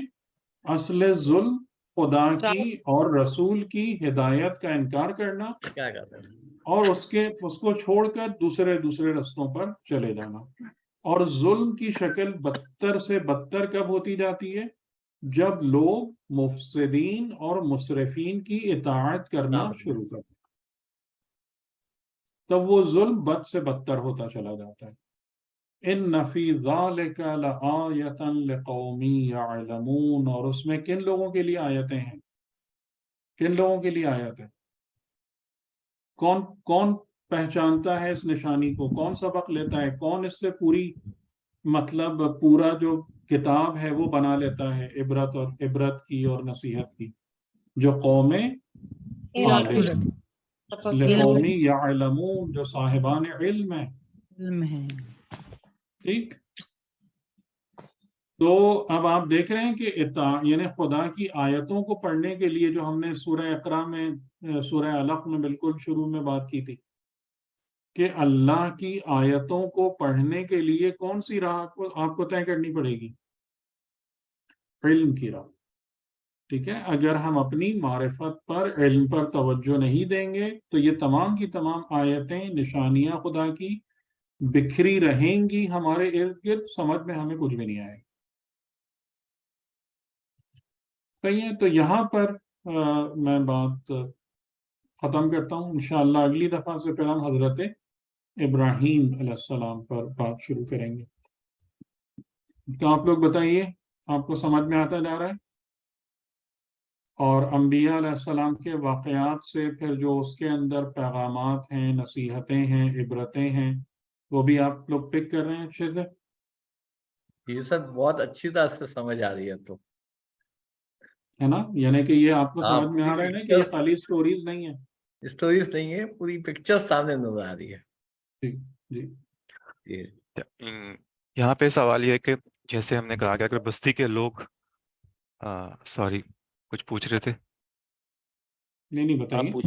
अच्छा, बस्ती के लोग अगर जो है कबूल कर लेंगे तो उन पर जो है वो आसमान से और जमीन से बरकतें नाजिल होंगी। तो जो जमीन से बरकतें आएंगी वो मादी लिहाज से आएंगी, और उसका मतलब ये ये नहीं, होगा ये कि मैंने तफसीर दोवम बताई। तफसीर जो अच्छा सादा तफसीर है वो ये जी कि जो हमने सूरह नूह में पढ़ा था कि खुदा आसमान से तुम पर बारिश बरसाएगा और ज़मीन तुम्हारे लिए बेहतरीन गल्ला उगाएगी और तुम्हें रिज़्क की फराहमी। ये तफसीर अव्वल है।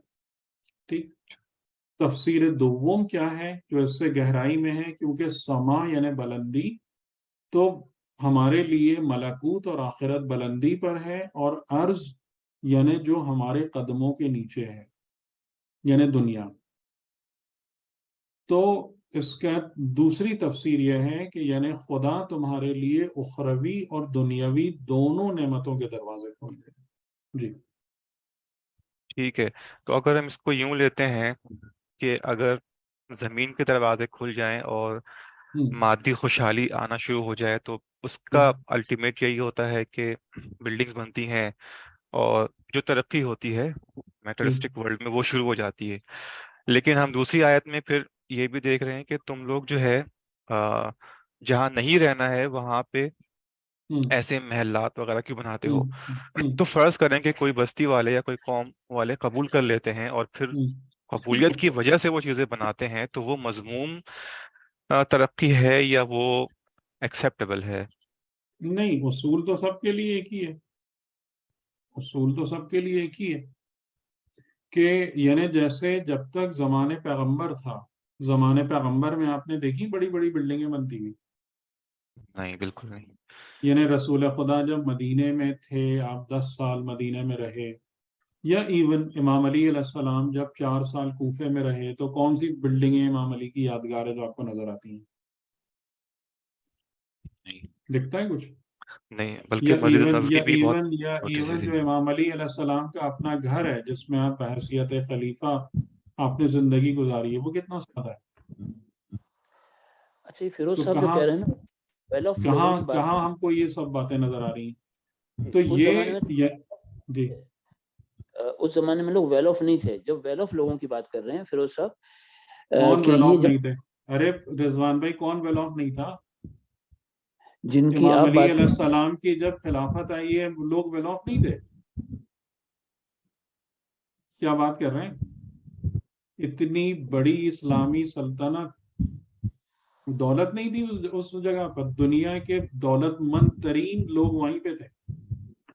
لیکن وہ دولت تو پھر انہوں نے جو ہے نا وہ غلط طریقے سے ہی حاصل کی تھی. وہ جو بھی کی ہے، لیکن وہ ایک بہت بڑی حکومت بن چکی تھی اس وقت. اسلامک جو امپائر تھی وہ جتنی دل چاہتا بڑی بڑی عمارتیں کھڑے کر دیتے، لیکن رسول خدا نے یہ تربیت ہی نہیں کی تھی. یہ ایسی چیزوں کو آپ نے کبھی انکریج کیا ہی نہیں تھا. اور اگر ایون خدا اب رسول کی بات کریں تو خیبر کے بعد مسلمانوں کے پاس دولت آ گئی تھی نہیں آ گئی تھی؟ جی جی آگے یہودیوں کی ساری دولت مسلمانوں کے ہاتھ میں تھی، تو پھر تو رسول بھی یہ کام کرتے؟ کچھ بھی نہیں ہے. نہیں رسول نے تو نہیں کیا، لیکن اس کے بعد تو پھر لوگوں نے کیا نا. نہیں اس کے بعد کافی دنوں تک نہیں ہوا. میں نہیں سمجھتا کہ جس سے یہ خلافت راشدہ کہتے ہیں، اس زمانے میں اسلام میں جو پریکٹیکل خرابی آئی ہے نا، مینلی وہ بنو امیہ سے ہے. جو پریکٹیکلی جہاں سے بالکل آپ کے جو ڈائریکشن ہے وہ دین پیغمبر سے جدا ہو گئی، وہ بنو امیہ سے ہے، وہ معاویہ سے شروع ہوئی ہیں. اس برکتیں پہلے ہو رہا تھا لیکن اتنا پرومیننٹ نہیں تھا. شروع ہو گیا تھا، تیسری خلافت میں گڑبڑ ہوئی ہے کافی، اور اسی لیکن وجہ جو سے باقاعدہ جو سب ہوا ہے نا، یعنی کہ جی. تو افروز صاحب سوری وہ بات ہم کہیں ادھر ادھر نہ لے جائیں. آپ کی بات ایڈریس ہو گئی یا آپ کو اس میں کوئی اور بات پوچھنا؟ کسی حد تک ہے، لیکن جو میرے ذہن میں چیز تھی وہ یہ تھی کہ جیسے ابھی ہم دیکھتے ہیں کہ اس وقت سارا زور بڑی عمارتیں بنانے میں ہی ہے. عرب میں دیکھیں یا مڈل ایسٹ میں یہاں وہاں. اور تو ظاہر ہے تو وہ کہاں ایمان ہے وہاں پہ؟ ایمان اور تقوی تو نہیں ہے نا ان پر بحیثیت قوم ہاں بحیثیت قوم ایمان اور تقوی کا ہے. تو ان کے پاس تو جو بھی دولت ہے وہ تو دنیاوی اس پر ہے نا، یعنی کہ وہ لوگ تو تقریباً انہی قوموں کی طرح بہیو کر رہے ہیں. ہم اس پہ دیکھیں ان کی جو یہ ساری ترقی ہے اس کی ایک وجہ یہ ہے کہ زمین سے ہی کچھ نکلا ہے، اور وہ ہے آئل. اس سے پہلے وہ کچھ نہیں تھے. تو یہ ہم کہہ سکتے ہیں کہ بحیثیت قوم انہوں نے ایٹ لیسٹ یہ ہے، عرب نے اللہ کو قبول کر لیا یا کچھ بھی کیا تو زمین سے ان کے لیے قوم کے لیے تیل یا آئل کو نکال کے ان کو مادی دنیا میں ترقی دے دی، لیکن انڈیویجولی وہ ایمان کے حساب سے صحیح نہیں ہے. ہاں اس میں دیکھیں یہ ساری چیزیں جو ہے نا ایک بہت براڈ ٹاپک ہے. یہ دو چار باتوں سے حل نہیں ہونے والا کہ اجتماعی زندگی جو ہے اقوام کی وہ کن اصولوں پر چلتی ہے اور کیسے ہوتی ہے. تو اس میں تو ایک چیز یہ ہوتی ہے کہ اقوام کی زندگی میں جو ہے نا یہ ادوار الٹ پھیر ہو رہے ہوتے ہیں. یعنی جیسے کہ مثال کے طور پر کہ تقریباً اگر آپ ہسٹری کو دیکھیں تو 700 سال کے پیریڈز آتے ہیں، 700 ایئرس کے، کہ جس میں ہوتا ہے اور وہ ڈومینیٹ کرتے ہیں اور رول کر رہے ہوتے ہیں دنیا پہ. تو ایک زمانہ تھا رومنز کا، جتنا ہمیں پتہ ہے ان سے پہلے گریکس کا تھا، پھر رومنز کا دور آیا، پھر اس کے بعد مسلمانوں کا دور آ گیا. مسلمانوں کا دور جب ختم ہوا تو یورپینز کا دور آ گیا، جو ابھی وہ بھی تقریباً اب اپنے اختتام تک جا رہا ہے. اور اب جو ہے ایک لحاظ سے وہ پھر ایشینز، جو ایشیائی اقوام ہیں، مطلب انڈیا، چائنا اور یہ سب، اب ان کا دور بظاہر دکھ رہا ہے کہ اب یہ عروج پا رہے ہیں. تو اب آپ ہر جگہ وہ نہیں کہہ سکتے کہ یہ اپنے ایمان اور تقوی کی بنا پر ان کو عروج مل رہا ہے. یہ ایک خدا کا ایک طریقہ، ایک سنت ہے. تلک الایام نداولها بین الناس، کہ یہ شب و روز کی، ایام کی ایک گردش ہے کہ جس کو خدا روٹیٹ کرا رہا ہوتا ہے لوگوں کے درمیان. یہ ایک الگ سنت ہے، یہ ایک الگ طریقہ ہے. وہ جو بات ہے کہ لوگ ایمان اور تقوی پر آئیں گے اور ان کے لیے آسمان اور زمین سے برکتوں کے دروازے کھلیں گے، وہ ایک الگ حساب ہے. ٹھیک ہے, تو اس دونوں کو آپس میں مکس نہ کریں, ٹھیک ٹھیک. یہ وہ ایک الگ حساب.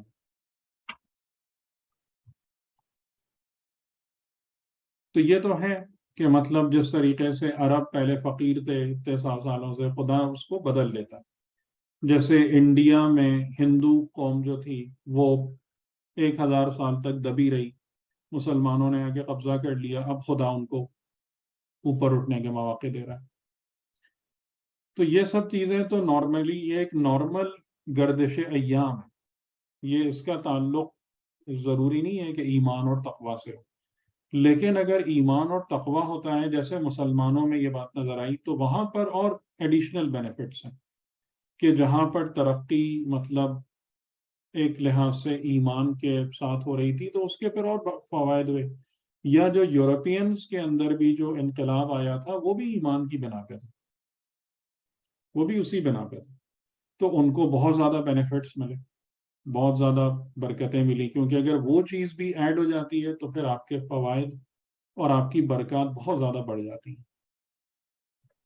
ٹھیک.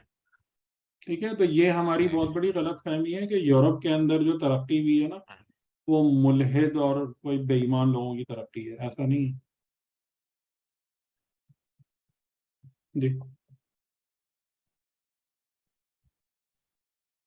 کسی اور کا سوال نہیں ہے تو پھر میں ایک اور سوال کر سکتا ہوں. آپ کریں افروز بھائی. جی جی. اچھا, اس میں جب ہم اس طرح کی آیات پڑھتے ہیں جی جس میں جیسے یاد کا نہ بناؤ, دنیا میں نہیں رہنا ہے, ایک مادی لحاظ سے ہمیں, تو پھر ظاہراً جو ہے نا ہمیں یہ دنیا کی زندگی ایک لحاظ سے کاٹنے لگتی ہے کہ یہ ہم کیا کر رہے ہیں یہاں پر. لیکن یہ تھوڑی دیر کے بعد یہ سب چیزیں ختم ہو جاتی ہیں. یہ جو ہے نا, ابھی اٹھے کلاس سے ختم, کسی کام میں لگے ختم. اب ہم نے شروع میں بات پڑھی تھی کہ یہ فیلنگ ہو کہ اللہ ہمیں ہر وقت دیکھ رہا ہے, یہاں یہ فیلنگ تو خیر نماز میں بھی نہیں ہوتی ہے, صحیح ہے. تو کیا مطلب کہ کیسے ہم اس چیز کو کسی حد تک, یعنی کچھ 2 منٹ 4 منٹ کے لیے یہ فیلنگ پروڈیوس کر سکتے ہیں اپنے اندر اور آگے آہستہ آہستہ سے بڑھائیں؟ سمجھ نہیں آتی یہ بات, یہاں یہ مشکل. ظاہر ہے کہ ایک محنت ہے, دقت ہے, خدا سے مانگنا ہے, طلب کرنا ہے. اور جو ایک بات میں بہت دفعہ اس کو عرض کر چکا ہوں کہ سب سے پہلی ریکوائرمنٹ اپنے اندر سے سچا ہونا. یعنی یہ چیز کیوں نہیں مل پاتی؟ اس لیے کہ ہم اپنے اندر سے سچے اور آنےسٹ نہیں ہوتے, اس لیے نہیں ہو پاتی. اس کی مین وجہ یہی ہے. یعنی ہم جو بات کہہ رہے ہوتے ہیں نا کہ میں چاہتا ہوں, یہ چاہتا ہوں, ہم اپنی ذات میں اس چاہت کے اندر سچے نہیں ہیں. کیونکہ جو چیز بھی آپ سچائی کے ساتھ طلب کرتے ہیں وہ بلکہ وہ آپ کو آلریڈی آپ کے لیے رکھی ہوئی ہوتی ہے. آپ اس کے بارے میں یہی محسوس کریں گے کہ وہ کبھی بھی آپ سے دور نہیں تھی, وہ آلریڈی آپ کو ملی ہوئی تھی. یہ فیلنگ آتی ہے. ہمارا جو معاشرہ ہے نا, وہی جو چیزیں ہیں کہ کچھ باتیں اتنی زیادہ نیگیٹو ہو گئی ہیں کہ میں نے بھی مطلب کافی مشورہ کیا تھا جب یہاں سے نکلنے سے پہلے پاکستان سے, تو اس میں یہی چیز تھی کہ جس کی وجہ سے میں وہاں رہ نہیں پایا, وہ جھوٹ اور منافقت والی بات تھی. کیونکہ جہاں پر جھوٹ اور منافقت ایک نارم بن جائے اور انسان نہ اپنے آپ سے سچا ہو نہ دوسروں سے سچا ہو, تو اس معاشرے نے گڑھے میں گرنا ہی گرنا ہے, وہ چاہے ظاہری طور سے جتنے بڑے دیندار بن جائیں. اصل چیز جو خدا مانگتا ہے نا, نمبر 1 ریکوائرمنٹ, وہ سچائی.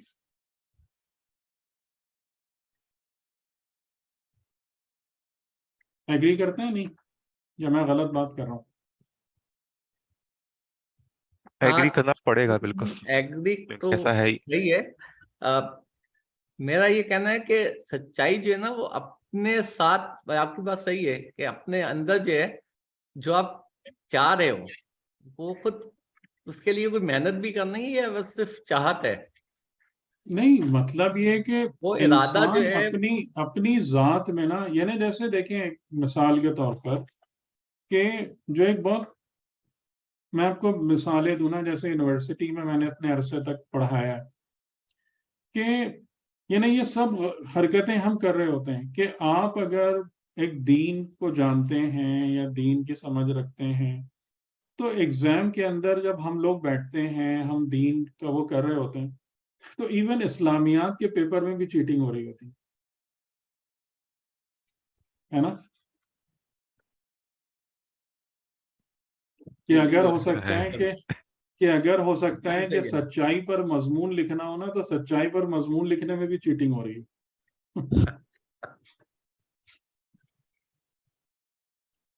अब ये क्या है? ऐसा है। ये किस किस्म का मजाक है? लेकिन इसपे मतलब अपने साथ सच्चा होना पहले इम्पोर्टेंट है। जाहिर है, जब तक आप अपने आप के साथ सच्चे नहीं होंगे, आप दूसरे के साथ भी नहीं हो पाएंगे। जब तक इंसान अपने आप से झूठ बोलता रहेगा, तो वो दूसरों से भी झूठ बोलेगा।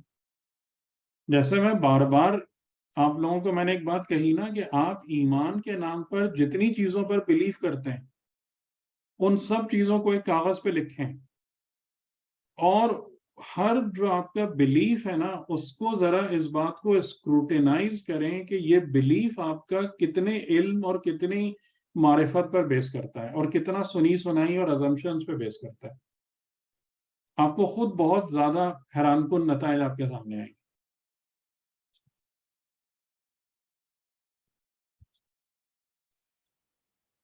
तो आपका क्या ख्याल है कि वो ईमान जो फकत सुनी सुनाई बातों पर या मफरूजात पर मबनी है, वो ईमान फायदा देगा हमें? उसका कोई नतीजा निकलेगा? उसका उसका असर पड़ेगा आलम खारिज में? उसका असर कायम होगा मुल्क व मलकूत पर कि वहां से आपके लिए नेमतें आएंगी? क्या ख्याल है आपका, ये पॉसिबल है? नहीं, बिल्कुल भी नहीं। ये बिल्कुल पॉसिबल नहीं है। कागज के शेर से आप शिकार करा सकते हैं? नहीं, नहीं कहा सकते। लेकिन जैसे मैं पहले भी ये बात कर चुका हूँ, हुई है कि अल्लाह ताला तो कहता है कि अगर तुम तौहीद पर मानते हो या मेरी उस पे है, तो उसकी भी दलील होनी चाहिए, अकली दलील। तो देखिए, दलील वगैरह सब अपनी जगह है, हम अपने अंदर से जो मानते हैं उसमें कितने सच्चे हैं और उसको कितना जानते हैं। हाँ, ये बात आपकी सही है कि ठीक है, यानी जैसे मिसाल के तौर पर कि कुरान कह रहा है यहूदियों के बारे में कि ए रसूल, ये तुमको किस तरीके से जानते हैं? जैसे अपने बेटों को बेटों को पहचानते जानते हैं। हैं। हाँ, तो ये बहुत बड़ी मारिफत है ना, ये हाँ, मामूली मारिफत है हाँ। कि रसूल को उस तरीके से पहचानना जैसे आप अपनी औलाद की मारिफत रखते हैं। तो है हमारे पास रसूल की ऐसी मारिफत, इमाम की ऐसी मारिफत? नहीं, नहीं है, सही बात है। हाँ, अब ये हम अपने से सवाल करें। तो ये वो सारे गैप्स हैं ना कि जिसकी वजह से हमारा ईमान एक प्रॉपर शेप नहीं ले पाता, उसमें रूह नहीं पैदा हो पाती, जान नहीं आती उसमें, और हम इन तमाम चीजों पर मेहनत करने को भी तैयार नहीं है। ठीक है, यानी कि हम इस बात के लिए तैयार नहीं हैं कि हम अपनी कमजोरी को, अपनी नालायकी को देखें और रात को उठकर खुदा की बारगाह में रोएं कि ऐ खुदा, मेरा इतना बुरा हाल है, मेरे ऊपर रहम कर। करते हैं हम ये काम? बताएं। नहीं सर, ऐसी चीज तो करते हैं? नहीं और कर रात सकते। को उठ के बस व्हाट्सअप चेक कर लेते हैं। ठीक, तो ये इसके बाद जब हम इमाम अलैहिस्सलाम के रोजे पर जाते हैं, तो वहां हम गिड़गिड़ाते हैं इस बात को, चलें इमाम अलैहिस्सलाम को मुखातिब करके ही कि मेरे नफ्स की इतनी बुरी हालत है, मैं कुछ नहीं जानता, मैं कुछ नहीं कर पा रहा, मैं अल्लाह का अच्छा बंदा ही नहीं बन पा रहा, प्लीज मेरी मदद करें। करते हैं ये बात रोजों पे जाके? नहीं सर, ये बात हाँ, तो मतलब हमारी एक लिस्ट होती है दुआओं की अपनी अलग। तो फिर आप सोचे ना, फिर हम क्या एक्सपेक्ट कर रहे हैं, मुझे समझ में नहीं आ रहा ना कि फिर हम क्या एक्सपेक्ट कर रहे हैं कि क्या हो हमारे साथ, हम क्या बने। तो ये इतना मुश्किल नहीं है। हम अगर खुदा की बारगाह में गिड़गिड़ाएंगे, हम अगर अपने आप को ऑनेस्टी के साथ अपनी तमाम नालायकियों समेत खुदा के सामने पेश कर देंगे और हम कहेंगे कि हम ये हैं, मैं इस बात से किसी बात में झूठ नहीं बोल रहा, मैं सब मान रहा हूं कि मैं ये हूँ, प्लीज मुझे सही कर दें। जैसे इमाम सज्जाद अलैहिस्सलाम की दुआओं में ये जुमले मौजूद है ना कि मैं वो सबसे बुरा इंसान नहीं हूं जो तेरी बारगाह में इस्लाह के लिए हाजिर हुआ हो, या मैं तमाम इंसानों में सबसे बुरा इंसान नहीं हूं कि जिसने तुझसे मग़फ़िरत मांगी हो, तो तू तो इंतहा से ज्यादा बुरे लोगों पर भी रहम करने वाला और उनको माफ करने वाला है, तो मेरे हाल पर भी रहम कर दे। आपने भी रजब में दुआ पढ़ी ना, या मन युअती मन लम यसअल हो व मन लम यारिफ हो, कि ऐ वो जो उसे भी अता करता है जो सवाल ना करे, उसे भी अता करता है जो मारिफत भी ना रखता हो। तो एक ओपनिंग है ना खुदा के पास, तो क्यों नहीं आप उसको अवेल करते उस फैसिलिटी। इमाम हुसैन के नाम पर हमें खाली बिरयानी और हलीम खाना होता है। कभी हम इमाम हुसैन के साथ पास बैठ के अपना रोना नहीं रो सकते।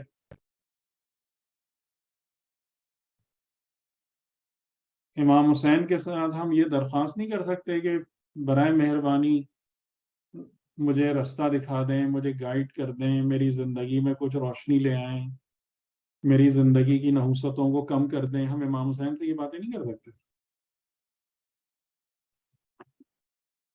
ये बिल्कुल यही सवाल शुरू में किया था कि मतलब किसी एक इमाम से हाँ अगर हम बिल्कुल, करें और तो यही है कि इंशाअल्लाह अगर वाकईन एक बंदा शिया है तो वो किसी न किसी इमाम के साथ उसका एक लिंक है, और अगर आप उस लिंक को तलाश कर लेंगे तो इंशाअल्लाह वो उनका हाथ पकड़कर फिर आप अपने सफर पे जा सकते हैं, बुलंद हो सकते हैं। यानी वो बाकायदा फिर एक आपके लिए सफर का आगाज हो जाएगा। इंशाल्लाह ऐसा होता है शायद। इससे तक़वियत मिले कुछ ऐसी कि हम्म, अ, शुरू में जो है कुछ लेक्चर्स मैं सुनता था उनके आगा जाफर साहब के यूट्यूब के ऊपर पड़े जी हुए थे। मैं जी उन्हें नहीं जानता था, मैं उनसे कभी मिला भी नहीं। ये हम्म, अभी कोई रिसेंटली साल 2 साल पहले तो जी बहुत अपील किया मुझे। और जी यानी यानी ऐसा लगा कि यानी बिल्कुल ही अपोजिट मेरी लाइफ है और ये है, तो बहुत अच्छा लगा। मगर उनके कोई 8-10 लेक्चर्स हैं या 18 हैं, ऐसे ही कुछ हैं, हम्म, उससे ज्यादा नहीं है। हम्म। तो वहीं पर जो है मतलब उसी वो को भी हम ही लोगों ने हाँ, रिकॉर्ड किए थे, अच्छा अच्छा, तो बस हम ही लोगों ने ठीक रिकॉर्ड किए थे। है। वो जी सुनने के बाद फिर मैं जी जब एक लेवल आया मैं रुक गया। मैंने कहा तो वो इस दुनिया में है नहीं, क्या किया जाए, कैसे जो है ना ये जो बातें हम्म, बता रहे थे, मुझे और मजीद सुनना है, इसको आगे बढ़ना है जी इसमें। तो किधर जो है ना क्या ट्रैक हो मेरा। तो फिर अच्छा, मैं इस ग्रुप में ऑलरेडी मौजूद था, जी लेकिन एक दो लेक्चर सुने तो फिर मुझे ये फील होना शुरू हुआ कि अच्छा, मैंने फिर दुआ की अल्लाह से कि अल्लाह मुझे ये इसी ट्रैक पे चला। तो फिर अब मुझे शायद ये फील होता हुआ कि जो है ना जो उनकी बातें थी सेम उसी पे यहाँ हम वो डिस्कस कर रहे हैं। तो मुझे फिर उससे ये तक़वियत मिलती है कि दुआ रद्द नहीं होती है। नहीं, कभी भी रद्द नहीं होती, कभी भी रद्द नहीं होती, कभी भी रद्द नहीं होती। यानी दुआ रद्द नहीं होती, सवाल होल्ड हो जाता है, दुआ रद्द नहीं होती।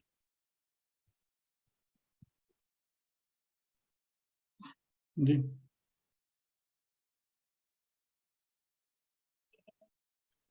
सवाल रिजवान भाई भाई आप कुछ सही कह रहे सही थे, सही रिजवान कह भाई। रहे हैं। जी रिजवान भाई आप कुछ कह रहे थे। मैं ये कहने लगा था कि सवाल और दुआ में आपने कहा सवाल हाँ होल्ड हो जाता है और दुआ रद्द नहीं होती है, तो बाज़ औक़ात सवाल और दुआ का थोड़ा सा कंसेप्ट मैं समझना चाह रहा था। और अक्सर तो दुआ भी जो है ना वो बज़ाहिर ظاہر ہے کہ قبول نہیں ہوتی تو اس کا مطلب یہ کہ وہ سنسیئرٹی اس لیول پر نہیں ہے. نہیں اس کو میں نے کئی جگہوں پر نہ بلکہ ویب سائٹ پر ہی جو ہے نا ہماری اس باقاعدہ ہوگا ایک ٹاپک کے تحت بھی میں نے کئی دفعہ بیان کیا اس چیز کو تفصیل سے. اور اگر آپ لوگ کہیں گے چاہیں گے تو میں وہ لنک نکال کے نا اس پہ ڈال دوں گا گروپ پہ. نہیں آپ نے دیا، آپ نے بتایا تھا ایک دفعہ. دعا اور سوال کا اور فرق. دعا جو دعا ہے نا اور دعا جو ہے وہ خواہش تقرب ہے.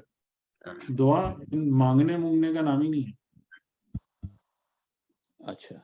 دعا خواہش تقرب ہے، یعنی انسان اس میں چیزوں کو وسیلہ بناتا ہے. اگر وسیلہ بنا رہا ہے، چیزیں اگر انوالو ہو رہی ہیں تو چیزیں وہاں پر چیزوں کے لیے نہیں آتی. دعا میں چیزیں فقط اس لیے آتی ہیں کہ یہ مجھے خدا سے قریب کر رہے ہیں. ٹھیک. اور سوال کا مطلب یہ ہوتا ہے کہ آپ خدا کو وسیلہ بنا رہے ہیں چیزوں کی قربت کے لیے. یہ مین فرق ہے. جب آپ کہہ رہے ہیں اے اللہ مجھے اچھی نوکری دلا دے، ہدف کون ہے؟ خدا. نوکری. وسیلہ کون ہے؟ خدا. یہ ہے سوال. اور جب آپ کہتے ہیں کہ اے خدا، یعنی جیسے وہ جو ہم جناب سکینہ سلام اللہ علیہ کے بارے میں بات کرتے ہیں کہ امام حسین نے کہا کہ اے خدا مجھے ایک بیٹی عطا فرما کہ جس کی محبت میرے دل میں شدید ہو اور میں تیری راہ میں اس محبت کو قربان کر کے تیرا قرب حاصل کروں. ہدف کون ہے؟ قرب الہی. قرب الہی. وسیلہ کون ہے؟ بلا. یہ ہے دعا. فرق سمجھ میں آ رہا ہے؟ مسئلہ یہ ہے نا ہم کو ماننے کا طریقہ ہی نہیں ہے دعا کرنے کا. فرق سمجھ میں آ رہا ہے سوال اور دعا میں. تو خدا کہہ رہا ہے دعا تو رد ہوتی ہی نہیں ہے. ادعونی استجب لکم. بیچ میں کوئی فاصلہ ہی نہیں ہے، فا بھی نہیں ہے، کچھ نہیں ہے. ادعونی مجھے پکارو، مجھ سے دعا کرو، استجب لکم تمہارے لیے قبول کر دیا. یعنی دعا اور قبولیت میں کوئی فاصلہ نہیں ہے. سوال میں ظاہر ہے کہ پھر مصلحت ہوتی ہے جس کی وجہ سے آپ کو لگتا ہے یا پھر وہی والی بات نا کہ جو دعائیں کمیل میں ہے. جی اور کوئی سوال کرنا چاہ رہا تھا؟ جی سر مجھے پوچھنا ہے. جی سر فرمائیں. آپ نے جو یہ کام دیا ہوا ہے نا سورہ واقعہ سورہ رحمان، اس کے متعلق ایک جو سوال تھی میں نے کرنا شروع کیا تھا. جی اس میں یہ جو کیا تھا یہ جو سورہ واقعہ میں ہے نا آیت کہ وَلَقَدْ عَلِمْتُمُ النَّشَاءَةَ الْأُولَىٰ، تو یہ وہ یوم الس والی اس کے بارے میں خدا کہہ رہا ہے کہ تم جانتے ہو پہلی اپنی. نہیں یوم الست نہیں، یوم الست نہیں. پھر یعنی کہ نشأۃ الاولیٰ کیا ہے کہ جب خدا نے تمہیں کچھ نہیں سے انسان بنایا. ٹھیک ہے. نشأ اول کیا ہے؟ جیسے آپ دیکھیں سورۃ المؤمنون والی آیت کو دیکھیں کہ جہاں پر خلقنا الانسان من نطفۃ، وہاں سے بات شروع ہوئی. پھر نطفے سے علاقہ ہے، پھر مضغہ ہے، پھر عظام ہے، پھر لحم ہے. اس کے بعد آخر میں جب انسان میں روح پھونکے جانے کا ذکر آیا تو کیا کہا؟ ثم انشأناہ خلقا آخر. ہم نے اس کو انشاء کیا، گرو کیا، اٹھایا ایک دوسری خلقت میں. تو نشأ اولا کیا ہے؟ وہ جو اول خلقت ہے کہ جب خدا ظاہراً انہیں کچھ نہیں ہے، نطفہ کچھ بھی نہیں ہے، ایک کیڑے سے بھی حقیر ہے. اس چیز کو جب خدا پہلے ایک بدن بناتا ہے اور ایک صحیح و سالم بدن کو پھر ایک انسان بنا دیتا ہے جس میں روح ہے، یہ نشأ اول ہے. جب تمہارے سامنے یہ موجود ہے تو تم اس مٹی کے یعنی جب اعضاء بکھر جاتے ہیں قبر میں اور ظاہراً مٹی ہو جاتے ہیں تو تم اس کے بعد کیوں اس بات کو قبول نہیں کرتے کہ پہلے جب کچھ نہیں سے خدا نے تمہیں بنا دیا تو ابھی بہرحال وہ اعضاء بکھرے ہوئے تو ہیں، اس سے کیوں خدا تمہیں نہیں اٹھا دے گا دوبارہ؟ کہ جب نشائے اولا کو سمجھ لیا تو نشائے اخرى یعنی اس کو سمجھنے میں کیا پرابلم ہے تمہیں قبول کرنے میں؟ اچھا صحیح. اور صحیح آپ نے مثالیں جو آپ نے یہ کہا ہے نا کہ مثالیں دو مثالیں قرآن سے دینی ہیں. یعنی سوال پورا پڑھیے کیا کہا میں نے. سوال میں بس لکھا ہوا بھی نہیں ہے لیکن اس میں آپ نے بتایا تھا نا کہ دو مثالیں جو آپ کے اندر علم میں اضافہ ہوا ہے تو اس میں آپ کو دو مثالیں بھی بیان کریں. نہیں وہ آپ کو اپنی سمجھ کے مطابق. سر آپ نے ہر سوال کے ساتھ لکھا ہے اگر یہ ہے تو دو مثالیں دو. سو وہ جو دو مثالیں ہیں نا وہ صحیح بات میں سمجھ نہیں آ رہی ہیں. مطلب یہ قرآن سے تو نہیں اپنی لائف سے دینی ہے نا اپنی جو. نہیں ہاں اپنی لائف سے دیں یا اور جو آپ کو سمجھ میں آیا ہے وہاں سے دیں. ہاں مطلب جو اپنی لائف مطلب یہ کہ انوائرمنٹ سے دیں جہاں سے بھی دیں لیکن دو چیزیں آپ کو دلیل کے طور پر دو مثالیں دینی ہیں. وہ ایک سوال میں بھی کر رہا ہوں کوشش کر رہا ہوں اور وہاں پر جو ہے نا دو جگہ پر جو ہے میں بھی اٹکا ہوا ہوں کہ اس کو کیسے بیان کروں. اصل میں بیان کرنے جو ہے نا مثال دینا یہ بڑا مسئلہ ہو رہا ہے. انشاءاللہ کوشش کریں انشاءاللہ ہو جائے گی. اور ایک اور سوال یہ ہے وہ اما ان کا یہ سورہ واقعہ کی آیت ہے 90 وہ اما ان کانا من اصحاب الیمین فسلام لک من اصحاب الیمین. تو اس میں یعنی کہ اب اصحاب یمین پہ سلام ہوگا. سر یہ سوال پہلے بھی ہو چکا ہے. یہ میں بتا چکا ہوں. یہ بتا لیکن اس کا تعلق جنت جہنم سے تو نہیں ہے. نہیں جنت جہنم سے نہیں ہوگا لیکن اصحاب جو ہیں وہ تو سلۃ من الاولین اور سلۃ من الاخرین کچھ اولین میں سے اور کچھ آخری میں سے. کثرت دیکھیں سابقون السابقون اولئک المقربون یہ اولین میں کثرت میں ہیں آخرین میں قلت میں. جی ٹھیک ہے. یعنی بات جو سمجھ میں آتی ہے کہ رسول خدا سے پہلے کا جو زمانہ تھا اس میں سابقون اور مقربون کافی تھے. رسول خدا کے بعد کے زمانے میں سابقون اور مقربون بہت کم ہے. اچھا یہ جو ایک ترتیب سمجھ میں آتی ہے. اب دوسرا یہ کہ اصحاب یمین جو ہیں وہ ثلۃ من الاولین و ثلۃ من الاخرین پہلوں میں بھی کثرت میں تھے بعد والوں میں بھی کثرت میں. یعنی کہ اب جو لوگ ہیں وہ زیادہ تر بلند ہوتے ہیں تو کس سطح تک جا پاتے ہیں اصحاب یمین تک جا پاتے ہیں. وہ جو سابقون اور مقربون کے درجات ہیں نا وہ نہیں لے پاتے. وہ تو اہل بیت علیہ السلام کے ہیں نا سر. نہیں اس میں لکھا ہوا ہے قرآن میں ان کے کہ وہ جو ہے محمد باقر علیہ السلام نے فرمایا کہ سابقون ہم ہیں. سابقون ہم ہونے کا مطلب یہ نہیں ہے کہ فقط ہم ہیں. اس سے بھی آ رہی بات سمجھ میں. جی سر فقط ہم ہیں نہیں ہے بلکہ ہاں اس کا مصداق سب سے بہتر مصداق ہم ہے. صحیح. لیکن یہ چیز کسی سے منع نہیں ہے کسی پر بند نہیں ہے دروازہ دوسروں پر. سر یہ سورہ فاطر کی آیت 32 میں بھی یہی چیز بیان کی گئی ہے. یعنی سر وہ جہاں پر وہ میں اسی کو پڑھ رہا تھا تو مجھے ایک تفسیر میں تھوڑا سا ان کو بتایا سورہ فاطر کی آیت 32 پر لکھا تھا. اس میں یہ اس آیت کا ریفرنس دیا تھا ثم اورثنا الکتاب الذین اصطفینا من عبادنا فمنهم ظالم لنفسه. یہ ہو گئے اصحاب وہ مشمہ. ومنهم مقتصد یہ ہو گئے اصحاب یمین. ومنهم سابق بالخیرات باذن اللہ یہ ہو گئے سابقون جو ہے مقربین میں آ گئے. تو یہ تین کیٹیگری سورہ فاتح میں نے بیان تین کی ہے. کیٹیگریز نہیں ہیں جیسے میں نے بتایا تھا نا سورہ واقعہ جو بتا رہی ہے وہ تین کیٹیگریز نہیں بتا رہی. کیٹیگریز دو ہیں ہاں میمنہ اور مشمہ ہاں. اور میمنہ کے 2 لیولز ہیں. 2 لیول ہیں اور 2 جنتیں ہیں.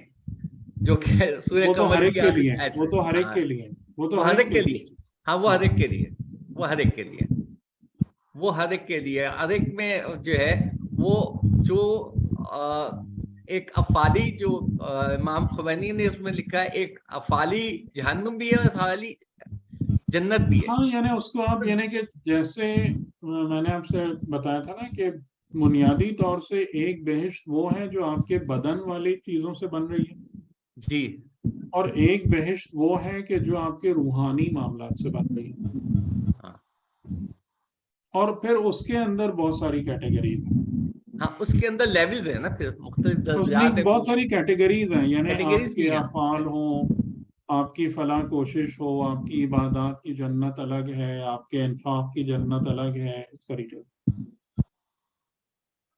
यानी हर नेक अमल जो आप अंजाम देते हैं वो एक नई किस्म की बहिश्त या जहन्नम क्रिएट करता है।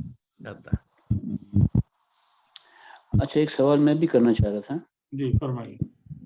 वो ये कि एक चीज़ समझ नहीं आई कि असहाबे मुक़र्रबीन जो है ना वो रसूल सल्लल्लाहु अलैहि वसल्लम से पहले थे, यकीन बात ये समझ आती थे, यकीन रसूल सल्लम के बाद क्यों नहीं रहे, जबकि वैसे थ्योरेटिकली उनकी बात ज़्यादा होना चाहिए, क्योंकि उनका जो मैसेज था वो ज़्यादा कॉम्प्रिहेंसिव और हाँ, तो उस ज़्यादा पर उसकी रूह पर अमल करना बहुत मुश्किल काम है ना लोगों के लिए। आप जब उस मैसेज को अपनी पूरी रूह के साथ इम्प्लीमेंट करेंगे तो वहां तक जाएंगे ना। हाँ, लेकिन पहले लोगों ने कैसा कर लिया, जबकि इतनी बलीग तबलीग नहीं हुई थी इससे पहले नहीं, जितनी पहले रसूल। इतने तो अंबिया थे, इतने तो अंबिया थे। हाँ, अंबिया तो ये, लेकिन इन अंबिया जो रसूल सल्लम की ज़ात है वो खुद भी इतनी बुलंद है कि वो तमाम अंबिया को के नहीं से नहीं, मतलब साबिकून और मुकर्रबून इतने तो अंबिया हैं। अब हमें नहीं पता कि 1,24,000 की फिगर दुरुस्त है या नहीं है, लेकिन इतने तो अंबिया हैं। और फिर उनके मखसूस असहाब होंगे, उनके औसिया होंगे कि जिन्होंने इन दराजात को पाया। हाँ, लेकिन लेकिन रसूल के बाद तो सिलसिला इस्मत खत्म हो गया ना, यानी हाँ, 12 इमाम, बस फिर क्या। तो ये इतनी बुलंद शख्सियतें थी रसूल सल्लम और उन जैसी 12 इमाम की इतनी बुलंद शख्सियतें थी, तो ताज्जुब ये हो रहा है कि उनके ज़माने के बाद जो है ना वो उन बुलंद शख्सियतें नहीं पैदा हो सकी। तो और आप अगर बताएं, देखें आप बताएं कि उस जो कुछ उन्होंने कहा या जो हमारे सामने मंशूर रखा कुरान, कब लोगों ने उसको ट्रू स्पिरिट के साथ इम्प्लीमेंट किया है? नहीं किया, ऑफ कोर्स नहीं किया, आपको गिनती के लोग ही मिलेंगे ऐसे ही है। कि जो उस रास्ते पर चले हैं, जी जी बाकी तो इधर उधर के ही चक्कर में पड़े रहे। मुसलमान जी, शुरू से ही एक तबका था जो हुकूमत में लग गया, उसके बाद जो ज्यादातर मासेस थे वो आपस में तफरीकेबाजी में लग गए, शिया सुन्नी शुरू हो गया, ये सब चीजें आ गई, तो इसने तो बर्बाद कर दिया ना जी जी, ऐसे ही है। भाई। वो हमने आपको रसूल और मतलब कुरान की स्पिरिट को लेने के लिए तो आपको हर चीज से बुलंद होना पड़ेगा, हो ही नहीं पाते ऐसे लोग, ये बिल्कुल ऐसे प्रॉब्लम ही है ना।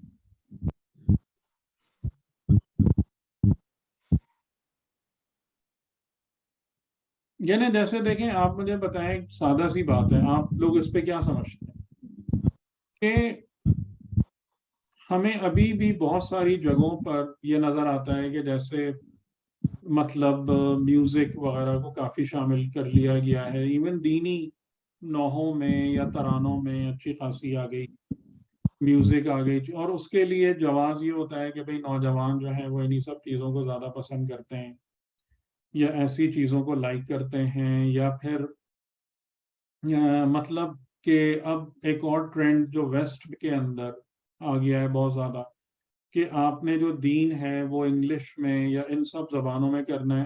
अरबिक जो है वो काफ़ी हद तक बैक बर्नर पे चली गई है, यानी कुरान और हदीस को उसकी ओरिजिनल लैंग्वेज में ना समझना, कि बस उसको। तो ये तमाम की तमाम चीज़ें आपके ख्याल में इम्पैक्ट डालती हैं या नहीं डालती इंसान की तरक्की में? यकीनन बहुत बड़ा डालती है, क्योंकि ओरिजिनल टेक्स्ट की बड़ी अहमियत होती है, यानी उसी से यानी जिस चीज पर मिसाल के तौर पर मैं बिलीव करना चाहता हूँ, मैं इस बात पर बिलीव करना चाहता हूँ کہ اگر رسول پرفیکٹ ہیں تو رسول کی ہر چیز کو پرفیکٹ ہونا چاہیے. یعنی انہوں نے جو بھی کیا ہے نا وہی صحیح ہے. ایسے ہی اگر مثال کے طور پر یعنی رسول نے اس قسم کی چیزوں کو ٹول نہیں بنایا اپنی تبلیغ کے لیے، اگر رسول نے مثال کے طور پر یا قرآن نے انہی ٹیکسٹ بیسڈ تقریر کی ہے، وہ تبلیغ کی ہے، تو اسی میں ہی کوئی اصل بات پوشیدہ ہے. یعنی میں اس چیز پہ بلیو کرنا چاہتا ہوں، لیکن اکثر ایسا نہیں ہو رہا ہوتا. اور آپ اس میں دیکھیں کہ ایون علماء کے لیول پر بھی چیزیں جو ہیں نا وہ بہت زیادہ وہ ہو جاتی ہیں، مطلب دوسری طرف نکل جاتی ہیں. تو مجھے نہیں پتا، لیکن اب ظاہر سی بات ہے جو نتیجہ دکھ رہا ہے نا وہ یہی دکھ رہا ہے کہ آپ کو وہ رزلٹ نہیں مل پا رہا، اور آپ پھر بھی اصحاب یمین تو شاید بن جائیں، لیکن سابقون السابقون اور مقربون والی بات نہیں پیدا ہوتی. ایسے ہی ہے، بالکل ایسے ہی ہے. چلیں پھر اجازت انشاءاللہ. جی سر، بہت شکریہ. خدا حافظ. جزاک اللہ. السلام جزاک علیکم. اللہ سر، اللہ حافظ. جزاک اللہ.